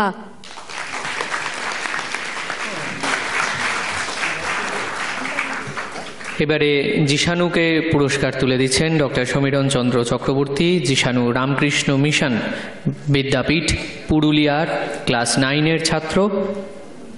সে সংস্কৃত ভাষায় ওপেন টু অল যে গ্রুপটি ছিল তাতে প্রথম স্থান অধিকার করেছে, গোল্ড মেডেল, সার্টিফিকেট এবং একই সঙ্গে বই।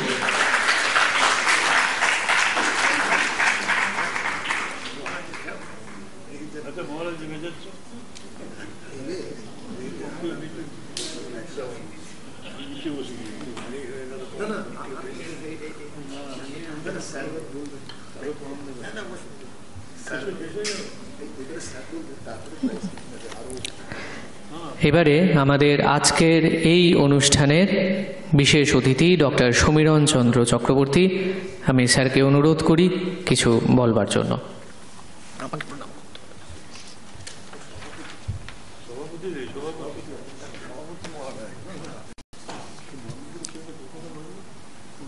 ওম মোগং করোতি বাচালম পঙ্গুং লঙ্ঘয়তে গিরিম যৎকৃপাতমহং বন্দে পরমানন্দ মাধবম সদাশিব সমারম্ভাং শঙ্করাচার্য মধ্যমাম अस्मदाचार्य पर्यन्ताम वंदे गुरु परंपराम।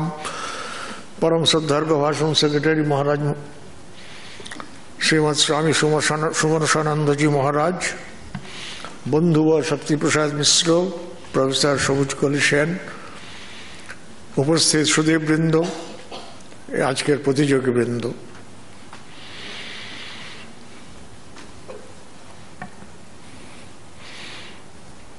আজকের এই ভাষণ প্রতিযোগিতার পুরস্কার বিতরণের সভায় আমি উপস্থিত থাকতে পেরে বা দু একটি কথা মহারাজের আদেশ অনুসারে বলতে পেরে আনন্দিত।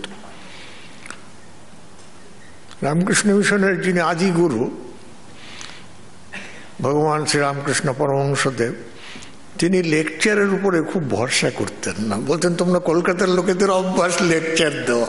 এখন সেক্রেটারি মহারাজ তো মিশনের লোক হলো কলকাতার লোক, কাজী লেকচারের উপরে মহারাজের একটু আস্থা আছে, সেই জন্য উনি ভাষণ প্রতিযোগিতার আয়োজন করে দিন। শুধু এখানে ভাষণ প্রতিযোগিতা নয়, এখানে প্রতি মাসেই প্রায় প্রতিদিনই কিছু না কিছু ভাষণ, কিছু না কিছু লেকচার হয়। সেই যে পরমহংস একবার বলে দিয়েছেন যে কলকাতার লোকেরা লেকচার দেয়, সেই ট্র্যাডিশনকে ঠিক রাখবার জন্য তিনি নিজে অবশ্য মানে প্রথাগত ভাষণ দিতেন না। পরমহংসদেব কোনোখানে এরকম ভাষণ দিয়েছেন বলে আমি শুনিনি। তার নিজস্ব স্টাইল ছিল, সেটা আমরা কথামৃতের মধ্যে দেখতে পাই, ঠিক তিনি কিভাবে কথাটা বলতেন। এবং তিনি বলেছেন যে লেকচার দিয়ে খুব বেশি কিছু হয় না। কেশব সেনকেও বলেছেন আমরা লেকচার দাও, লেকচারে বেশি কিছু হয় না। এখন তার যে মেথড ছিল সেটা খুব অনন্য সাধারণ মেথড, সেটা কিন্তু সর্বসাধারণের জন্য নয়। তিনি ভাষণ না দিলেও যেভাবে কথা বলতেন তাতে মানুষ প্রভাবিত হয়েছে। এবং তিনি তার ম্যাজিকটাও বলেছেন, এটা কোনো ম্যাজিক নয় যে ভেতর থেকে মা কথাগুলো বলে দিচ্ছেন, কাজে উনি তার লাউডস্পিকারের মতো কথা বলে যাচ্ছেন। সেই শক্তি তো আর সাধারণ লোকের নাই, সেই জন্য তাদের ভাষণের প্রয়োজন হয়। এবং সেই জন্য পরমহংসদেবের সবচেয়ে প্রিয় শিষ্য স্বামী বিবেকানন্দজি, তিনি কিন্তু ভাষণ দিয়েই সারা জগতে বিখ্যাত হয়েছিলেন। যেটা কথা একটু আগে শুনেছেন, চিকাগো বক্তৃতার কথা, সেই অল্প সময়ের যে ভাষণ, তার জন্যই বস্তুত হিন্দু ধর্ম পশ্চিম জগতে মানে ঠিক আমি সাধু সম্প্রদায়ের কথা বলছি না, একাডেমিক্যালি এস্টাবলিশড হলো। ওই কয়েক মিনিটের ভাষণের মধ্যে দিয়েই তিনি নিজেকে প্রতিষ্ঠিত করেছিলেন। সেই জন্য ভাষণেরও যে উপযোগিতা নেই তা নয়, ভাষণের উপযোগিতা, সব জিনিসেরই উপযোগিতা আছে নিজ নিজ ক্ষেত্রে। হয়তো ভাষা পরমহংস যেটা বলতে চেয়েছিলেন যে ভাষণের দ্বারা মানুষকে ঠিক স্পিরিচুয়ালি অ্যাওয়েকেন করা সম্ভব নয়, তার জন্য অন্য মেথড আছে, যেটা তার নিজস্ব মেথড ছিল। এবার আমরা সারা জগতে সবসময় যে কাজ করছি তার মধ্যে স্পিরিচুয়ালিটির সঙ্গে আমাদের সম্পর্ক খুবই কম, বাকি সমস্তটাই প্রায় মান্ডেন অ্যাফেয়ার্স। আর তাতে কিভাবে বিদ্যার চর্চা হয়? নৈষদ বলছেন যে বিদ্যার চর্চা হয় 4 রকম স্টেজে। অধীতি বোধা চরণ প্রচারণই, প্রথমে অধ্যয়ন করা, শুধু অধ্যয়ন করা মানে মুখস্থ করা নয়, স্বাধ্যায় অধ্যেতব্য মানে শুধু মুখস্থ করে গেলুম অগ্নিমিরে পুরোহিত এরকম নয়। তারপরে হচ্ছে যে বোধ, অর্থটা বোঝা, to understand what I have read. এবার তাতে কিন্তু শেষ হলো না, বলছেন আচরণ করতে হবে, যেটা আমি শিখলে জীবনে যেন সেটা রিফ্লেক্টেড হয়। আমি একরকম পড়লুম আর জীবনে তার কোনো রিফ্লেকশন হলো না, শুধুমাত্র চাকরির জন্য পড়া, একে উনি সাকসেসফুল পড়া বলে বলেননি। আর চতুর্থ স্টেজটা হলো প্রচারণ, যা তুমি শিখলে সেটা জগতের কাছে প্রচার করে যেতে হবে। যেমন মানুষের যে কতগুলো ঋণ আছে, তার মধ্যে ঋণ কি একটা, যেমন হচ্ছে ঋষি ঋণ। ঋষি ঋণ কি, যে তারা যা জ্ঞান অর্জন করেছিলেন সেইটি শাস্ত্রের মধ্যে দিয়ে আমাদের কাছে পরিবেশন করে গেছেন। We are ইন্ডেটেড to them for that, সেই জন্য আমরা তাদের কাছে ঋণী আছি। বর্তমানকালে সেই জিনিসটা আমরা আমাদের শিক্ষকদের কাছে, অধ্যাপকদের কাছে ভাষণের মাধ্যমে পাই। তারা তাদের বিদ্যাটা ভাষণের মাধ্যমে আমাদের কাছে পৌঁছে দেন। তাতে অনেকে খুব সাকসেসফুল, অনেকে নট সো সাকসেসফুল। যাই হোক, মানে এটা হচ্ছে আমাদের মেথড, যে ভাষণের মধ্যে দিয়ে কথাটা ছাত্রের কাছে কনভে করতে হবে।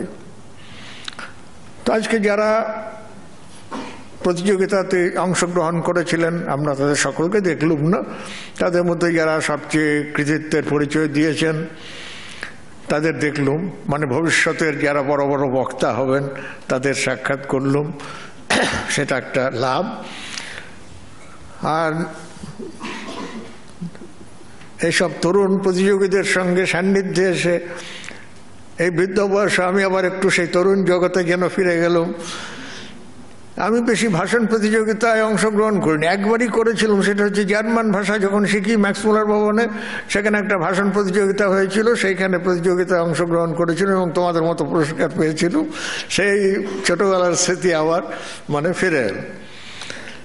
যারা পুরস্কার পেলে আমি তাদের সকলকে অভিনন্দন জানাচ্ছি, আরও সামনে এগিয়ে যাওয়ার জন্য, যেটা আমাদের দেশের নিয়ম ছিল চড়াইবেতি, মুভ করো, চলতে থাক। আর যারা পুরস্কার পেলেন না তাদের জন্য কোনো নিরুৎসাহ হবার কোনো কারণ নেই, কেননা যারা প্রতিযোগিতায় অংশগ্রহণ করবে, যারা পরীক্ষা দেবে, তারা সকলেই যে প্রথম হবে এটা সম্ভব নয়। বস্তুত পুরস্কারটা কিন্তু তার আসল লক্ষ্য নয়। যেমন স্কুলে একটা প্রাইজ থাকে, এখন আর থাকে কিনা জানি না, আগে থাকতো, যে রেগুলার অ্যাটেন্ডেন্সের জন্য, যেটা ভালো অ্যাটেন্ডেন্স আছে। এখন এই যে প্রাইজটা, এটা সত্যি সত্যি তার এমন একটা কিছু ইন্টারেস্টিং ভ্যালু নাই। তার মূল্যটা কোথায়, যে তাকে তার মধ্যে দিয়ে কতগুলো আদর্শ শেখানো হচ্ছে। তার মধ্যে একটা ছিল নিয়মানুবর্তিতা, শৃঙ্খলাবদ্ধ থাকা, নিয়মিত উপস্থিত থাকা, কাজে ফাঁকি না দেওয়া, এই জিনিসগুলোই ছিল লক্ষ্য। তেমনি এই যে প্রতিযোগিতাগুলো হচ্ছে, প্রতিযোগিতা মানে যে একটা পুরস্কার পাওয়াটাই মস্ত বড় জিনিস তা নিশ্চয়ই। পুরস্কার পাওয়া ভালো, যারা পেয়েছেন আমি তাদের উৎসাহিত করছি, আরও ভবিষ্যতে বড় বড় পুরস্কার পাবেন, দেশের মধ্যে আন্তর্জাতিক পুরস্কার পাবেন। যারা পেলেন না তাদেরও নিরুৎসাহ করবার জন্য কিছু আমি বলছি না, তারাও চেষ্টা করলে আবার পাবেন। সেই কালিদাসের কথা, যে ক্লেশ অফ ফলে না হি পুনর নবতাং বিধত্তে, একটা জিনিসের জন্য যত্ন করলে সেই ক্লেশটা চলে গিয়ে তার ফল যে যখন দিয়ে দেয় তখন সে একটা রিফ্রেশিং এফেক্ট হয়। কথাটা বলেছে অনেক বড় জায়গাতে ভগবতীর তপস্যা সম্বন্ধে। শিবের জন্য দীর্ঘকাল তপস্যা করে যখন ভগবান তার সামনে এলেন, সেইখানে বলছেন অদ্য প্রভৃত তবনতাঙ্গি তবাস্মি দাস কৃত স্তপোভিরীতি বা তিনি চন্দ্রমৌলৌ অন্যায়সাক নিয়মজম ক্লমুৎসর্য ক্লেশব ফলে নহি পুনর নবতাং বিধত্তে। এতদিন যে তপস্যা করেছিলেন পার্বতী, তার জন্য যে তার ক্লেশ, সেই সমস্ত ক্লেশ নিমেষে ভুলে গেলেন যখন শিব তার সামনে প্রত্যক্ষ হয়ে বলছেন যে আজকের থেকে আমি তোমার তপস্যায় কৃত হলুম। লেখাপড়াও তপস্যা, সবই তপস্যার জিনিস, এক একটা এক রকম তপস্যা। সেখানেও পরিশ্রম করলেই এক সময় না এক সময় তার পুরস্কারটা হবে। আর যে জন্য সংস্কৃত অত সকলে সংস্কৃত হয়তো বুঝবেন না, যাই হোক একটা ফিনিশিং টাচ সংস্কৃতের ভাষণের মধ্যে দিয়ে পেলুম, দ্যাটস গুড। যারা সংস্কৃত বুঝবেন না তারা না একটা টেনিসনের কথাই মনে করুন, টু স্ট্রাইভ, ইউলিসিস কবিতার last line, to strive, to seek, to find, and not to yield, হেরে যাওয়া নয়, আর চেষ্টা করে যাওয়া যাতে আমরা নিজেদের উন্নতি করতে পারি। এখানে আমি যারা প্রতিযোগী তাদের অনেক মতামত শুনলাম, অনেক মূল্যবান কথা। দেশে বড় বড় ভাষণ দেওয়ার লোক অনেক আছেন, বক্তা ভালো আছেন। আমার দেশে বড় শিক্ষক, বড় পণ্ডিত, বড় বৈজ্ঞানিক, বড় ডাক্তার অনেক আছেন। তার যে খুব অভাব আছে তা হয়তো নয়। যে জিনিসটা দেশে আমরা খুব অভাব বোধ করছি দিন দিন, যেহেতু সেটা বলার আজকে প্রসঙ্গ নয়, তাহলে উপস্থিত যারা তরুণ প্রতিযোগী আছে তাদের কাছে কথাটা একটু উপস্থিত করছি। সেটা হচ্ছে যে মূল্যবোধ, ভ্যালুজের অভাবটা বড় বেশি দেখা যাচ্ছে। স্কিল ইজ দেয়ার, লেখাপড়া জানা, ভালো শিক্ষা, ভালো ডিগ্রি সব আছে, কিন্তু যেটার অভাব দেখা যাচ্ছে সেটা হচ্ছে স্কিল, সেটা হচ্ছে যে মূল্যবোধ, ভ্যালুজ। এই সমস্তের মাধ্যমে সেই ভ্যালুজের চর্চাটাও বোধহয় আমাদের লক্ষ্য রাখার দরকার। যারা আজকে পুরস্কার পেলেন আমি তাদের আবার ধন্যবাদ জানাচ্ছি, অভিনন্দন জানাচ্ছি, এবং তাদের নূতন জীবনে নূতন রকম আরও বড় বড় পুরস্কার পাওয়ার জন্য প্রার্থনা করছি। বেশি কথা বললে অনেকক্ষণ ধরে হয়ে গেছে, আর তাদের ধৈর্যের পরীক্ষা নিতে চাই না। অনেক পরীক্ষা দিয়ে পুরস্কার পেতে হয়েছে, আর পরীক্ষা নেওয়া ঠিক নয়। আমি সকলকে ধন্যবাদ জানাচ্ছি, আর সেক্রেটারি মহারাজকে আমার প্রণাম জানাচ্ছি। আজকের অনুষ্ঠানে আমাকে উনি আসতে বলেছিলেন বলে। যদর্পিতং কর্মফলায় কল্পতে যদর্পিতং বন্ধ বিমোক্তয়ে বিচ সকৃৎ সুখানন্দ অনন্ত বিশ্বরম বন্দে নৃসিংহম দুরিতে বদারুণম। নমো মহদ্ভ্যো নমো অর্ভকেভ্যঃ।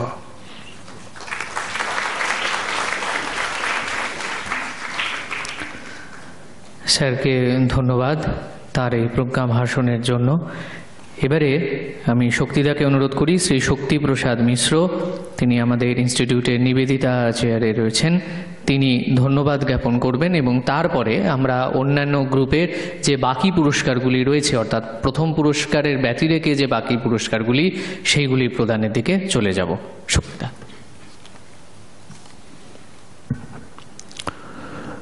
ওম আনো ভদ্রা কৃতবো যন্তু বিশ্বতঃ। Let noble thoughts come to us from every direction. I stand here to express our grateful thanks and respects to Dr. Shomiran Chakraborty, who presides over today's prize-giving ceremony and delivered the presidential address, which was intellectually very stimulating and spiritually elevating. He referred to 4 values that we must practice. A scholar extraordinary who never did stand second in any exam so far. He reiterated that what we need to imbibe is knowledge and values. These 2 aspects he referred to in his very short speech. We also take this opportunity to say thank you to each of the panel of judges for their labor of love in 3-day-long our annual elocution competition. Among the judges were the former Vice Chancellor of Vishwa Bharati, former Professor of University, renowned author, debater, a topper in our elocution competition some 60 years back, and a scholarly monk present here, about whom revered Secretary Maharaj told the audience. Our thanks a lot to our most dearly loved students who took part in this year's competition, their number being 366. And our warm regards and respectful namaskar to the honorable principals and heads of the institutions joining this year's competition. Special mention, of course, needs to be made of the principal of Ramakrishna Mission Vidyapit Devghar, who sent 24 students, and out of 24 students, 6 are probably prize winners, and our Secretary Maharaj has kept a gift, a token of love and best wishes to the principal, which is to be given at the end of this program. We are also very much thankful to the honorable teachers and parents who inspired and guided the children. Our very special thanks to all those who sponsored prizes for the winners. I could see one gentleman sitting here. Thank you very much for being with us today.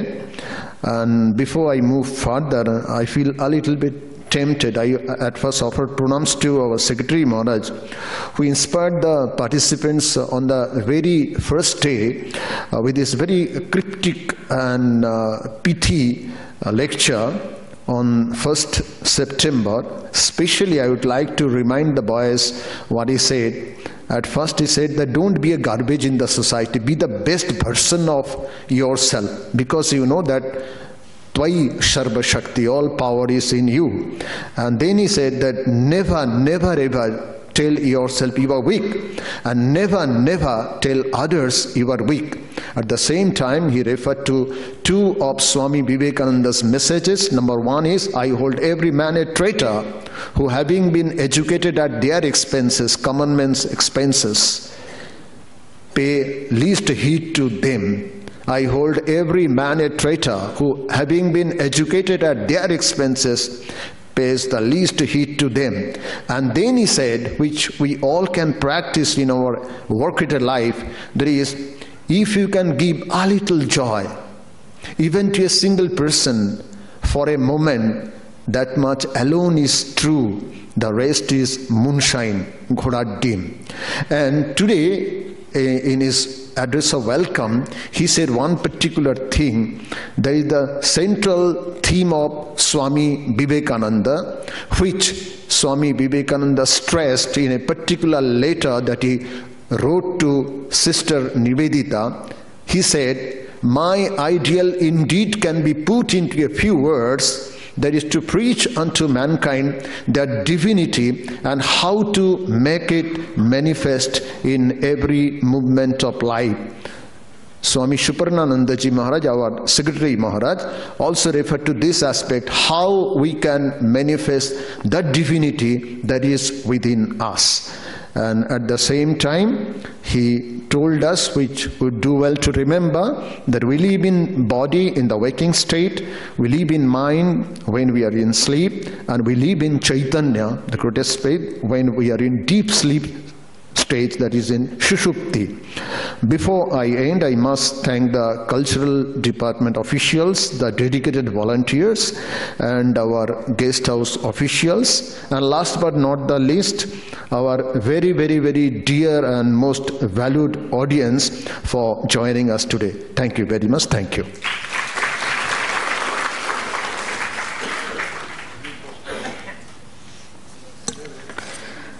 আমরা এবারে পুরস্কার প্রদানের দিকে সরাসরি চলে যাচ্ছি। গ্রুপের প্রথম পুরস্কারের কথা আমরা আগেই জানিয়েছি। দ্বিতীয় পুরস্কারও জয়েন্টলি কৌশিকী ঘোষ এবং রুদ্র মণ্ডল, গ্রুপ এ, বিষয় ছিল big hearted Naren. Group a big hearted Naren, Kaushiki Ghosh এবং রুদ্র মণ্ডল, আমি তাদের মঞ্চে আসবার জন্য অনুরোধ জানাই। কৌশিকী ঘোষ শ্রী সারদা আশ্রম বালিকা বিদ্যালয়, নিওয়ালিপুরের ছাত্রী, এবং রুদ্র মণ্ডল রামকৃষ্ণ মিশন বিদ্যাপীঠ, পুরুলিয়ার ছাত্র।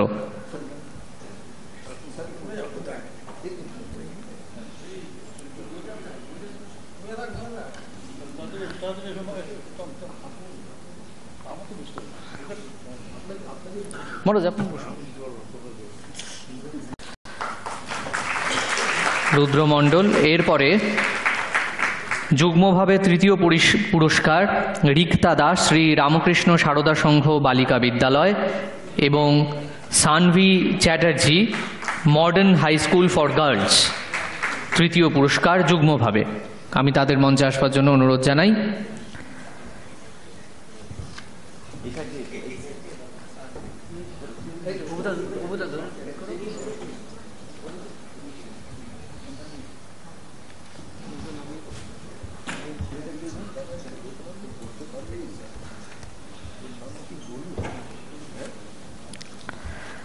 তৃতীয় পুরস্কার রিক্তা দাস, শ্রী রামকৃষ্ণ সারদা সংঘ বালিকা বিদ্যালয়, এবং Sanvi Chatterjee, Modern high school.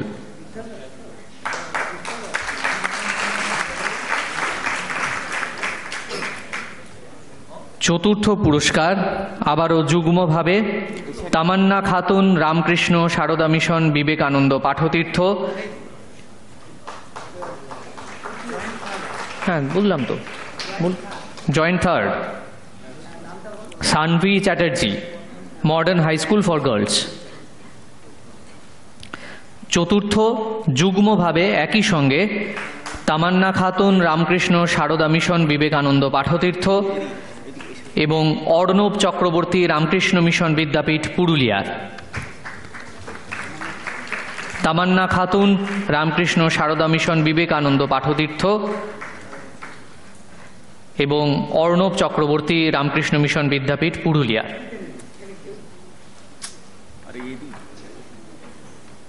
পঞ্চম স্থানে Raya Ganguly modern high school for Girls.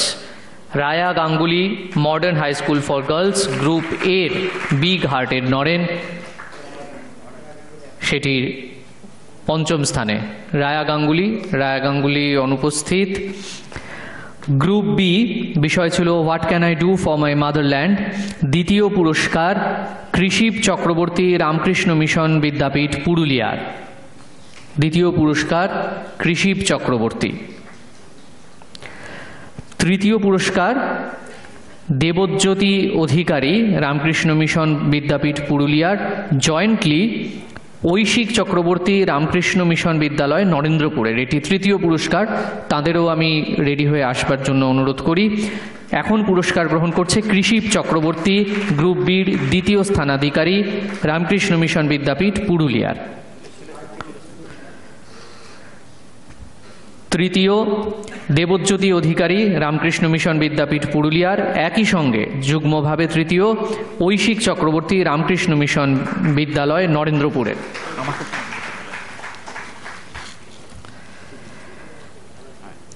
চতুর্থ স্থানে সোহিনী শীত রামকৃষ্ণ সারদা সংঘ বালিকা বিদ্যালয় গ্রুপ বি থেকে চতুর্থ স্থানে, এবং পঞ্চম স্থানে নমন রামকৃষ্ণ মিশন বিদ্যাপীঠ দেওঘরের।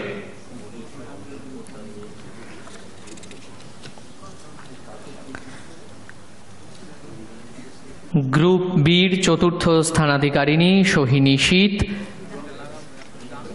ক্লাস 10-এর ছাত্রী, সে চতুর্থ স্থান অধিকার করেছে, এবং পঞ্চম স্থানে রামকৃষ্ণ মিশন বিদ্যাপীঠ দেওঘরের নমন।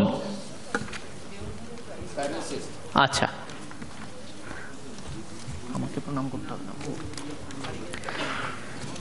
দেওঘরের যে পুরস্কারগুলি রয়েছে সেইটি আমরা তাদের প্রতিনিধির হাতে তুলে দিচ্ছি।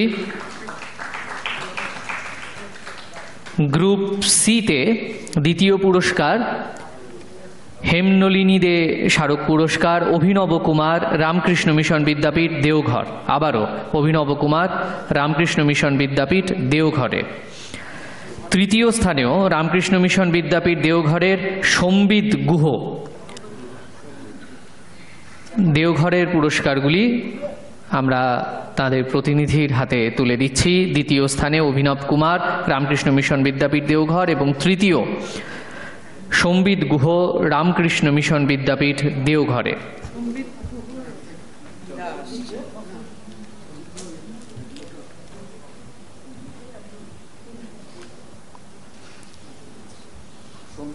সম্বিত গুহ,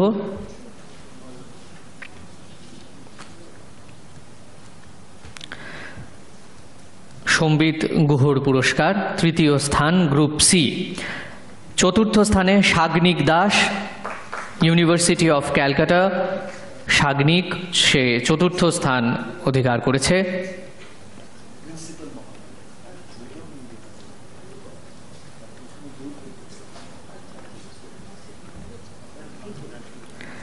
সাগ্নিক দাস চতুর্থ স্থান। পঞ্চম স্থানে Pratishtha Sur school of language Golpark, সে জার্মান ভাষা শিক্ষা করছেন। প্রতিষ্ঠা সুর গ্রুপ সি এর পঞ্চম স্থানাধিকারিণী।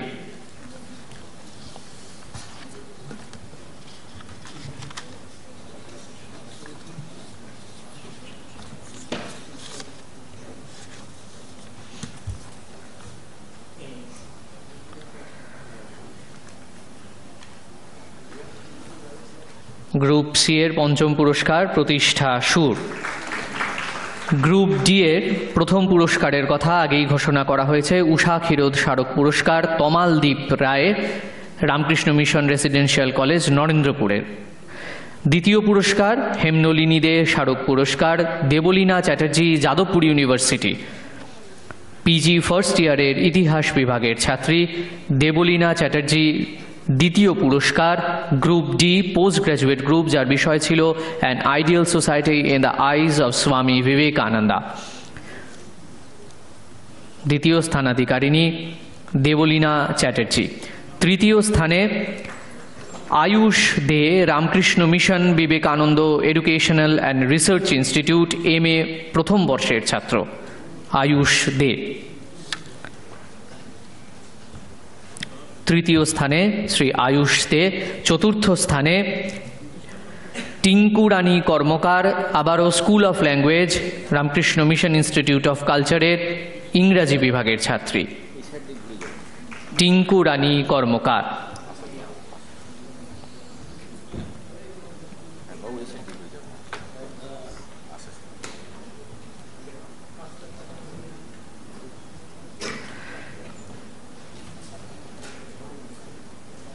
চতুর্থ স্থানে টিঙ্কু রানী কর্মকার। পঞ্চম স্থানে রাজেশ ওরি, school of language, Ramakrishna mission institute of culture, Golpark, আবারও ইংরেজি বিভাগের ছাত্র রাজেশ ওরি। আমি তাকেও মঞ্চে আসবার জন্য অনুরোধ জানাই।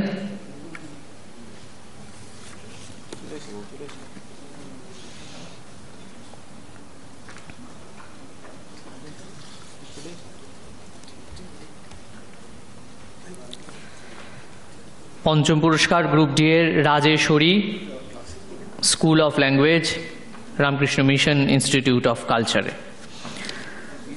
গ্রুপ ই অর্থাৎ সংস্কৃত ভাষায় ওপেন টু অল যে প্রতিযোগিতা, তার প্রথম পুরস্কারের কথা আগেই ঘোষণা করা হয়েছে। দ্বিতীয় পুরস্কার মেঘবর্ণ রায়, রামকৃষ্ণ মিশন বিদ্যাপীঠ, দেওঘর।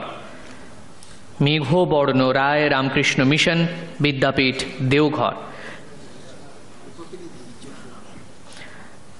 মেঘবর্ণের প্রতিনিধি স্বরূপ তার জেঠু এসছেন, তিনি ওর পুরস্কার গ্রহণ করছেন।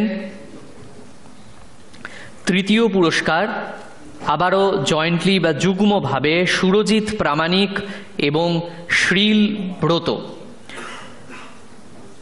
সুরজিৎ প্রামাণিক এবং শ্রীল ব্রত, Ramakrishna Mission Vivekananda Educational and Research ইনস্টিটিউটের বিএর প্রথম বর্ষের ছাত্র সুরজিৎ প্রামাণিক।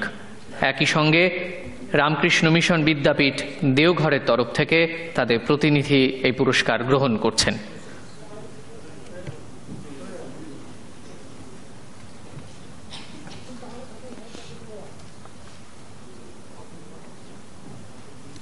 এই শক্তিদা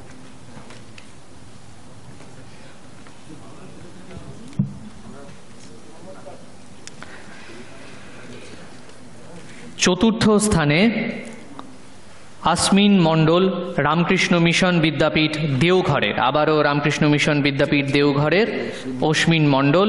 এবং পঞ্চম স্থানে Ramakrishna Mission Vivekananda Educational and Research ইনস্টিটিউটের সৌমেন মণ্ডল, আবারও যুগ্মভাবে পঞ্চম স্থানে শঙ্খদীপ পণ্ডিত, বিবেকানন্দ বেদ বিদ্যালয়।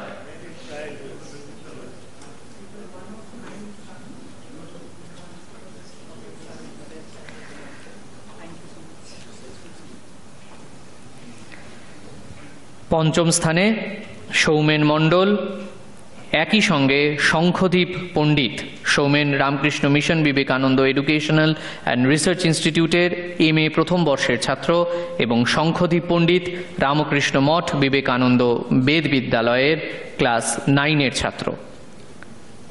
শঙ্খদীপ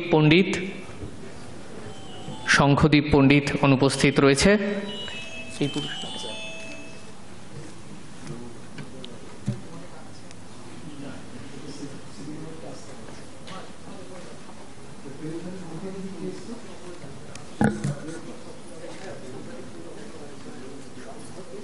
শঙ্খদীপ পণ্ডিত রামকৃষ্ণ মঠ বিবেকানন্দ বেদ বিদ্যালয় পঞ্চম স্থানাধিকারী উপস্থিত রয়েছে।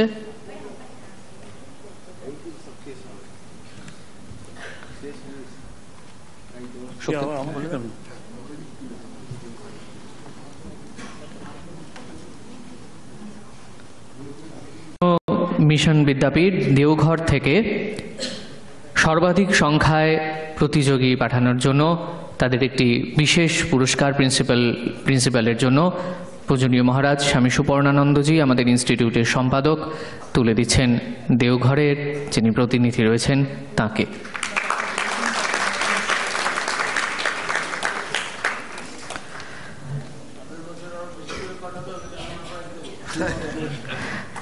আমাদের আজকের এই সভা এখানেই শেষ হচ্ছে। তার আগে জাতীয় সঙ্গীতের জন্য সকলকে উঠে দাঁড়ানোর জন্য অনুরোধ করি।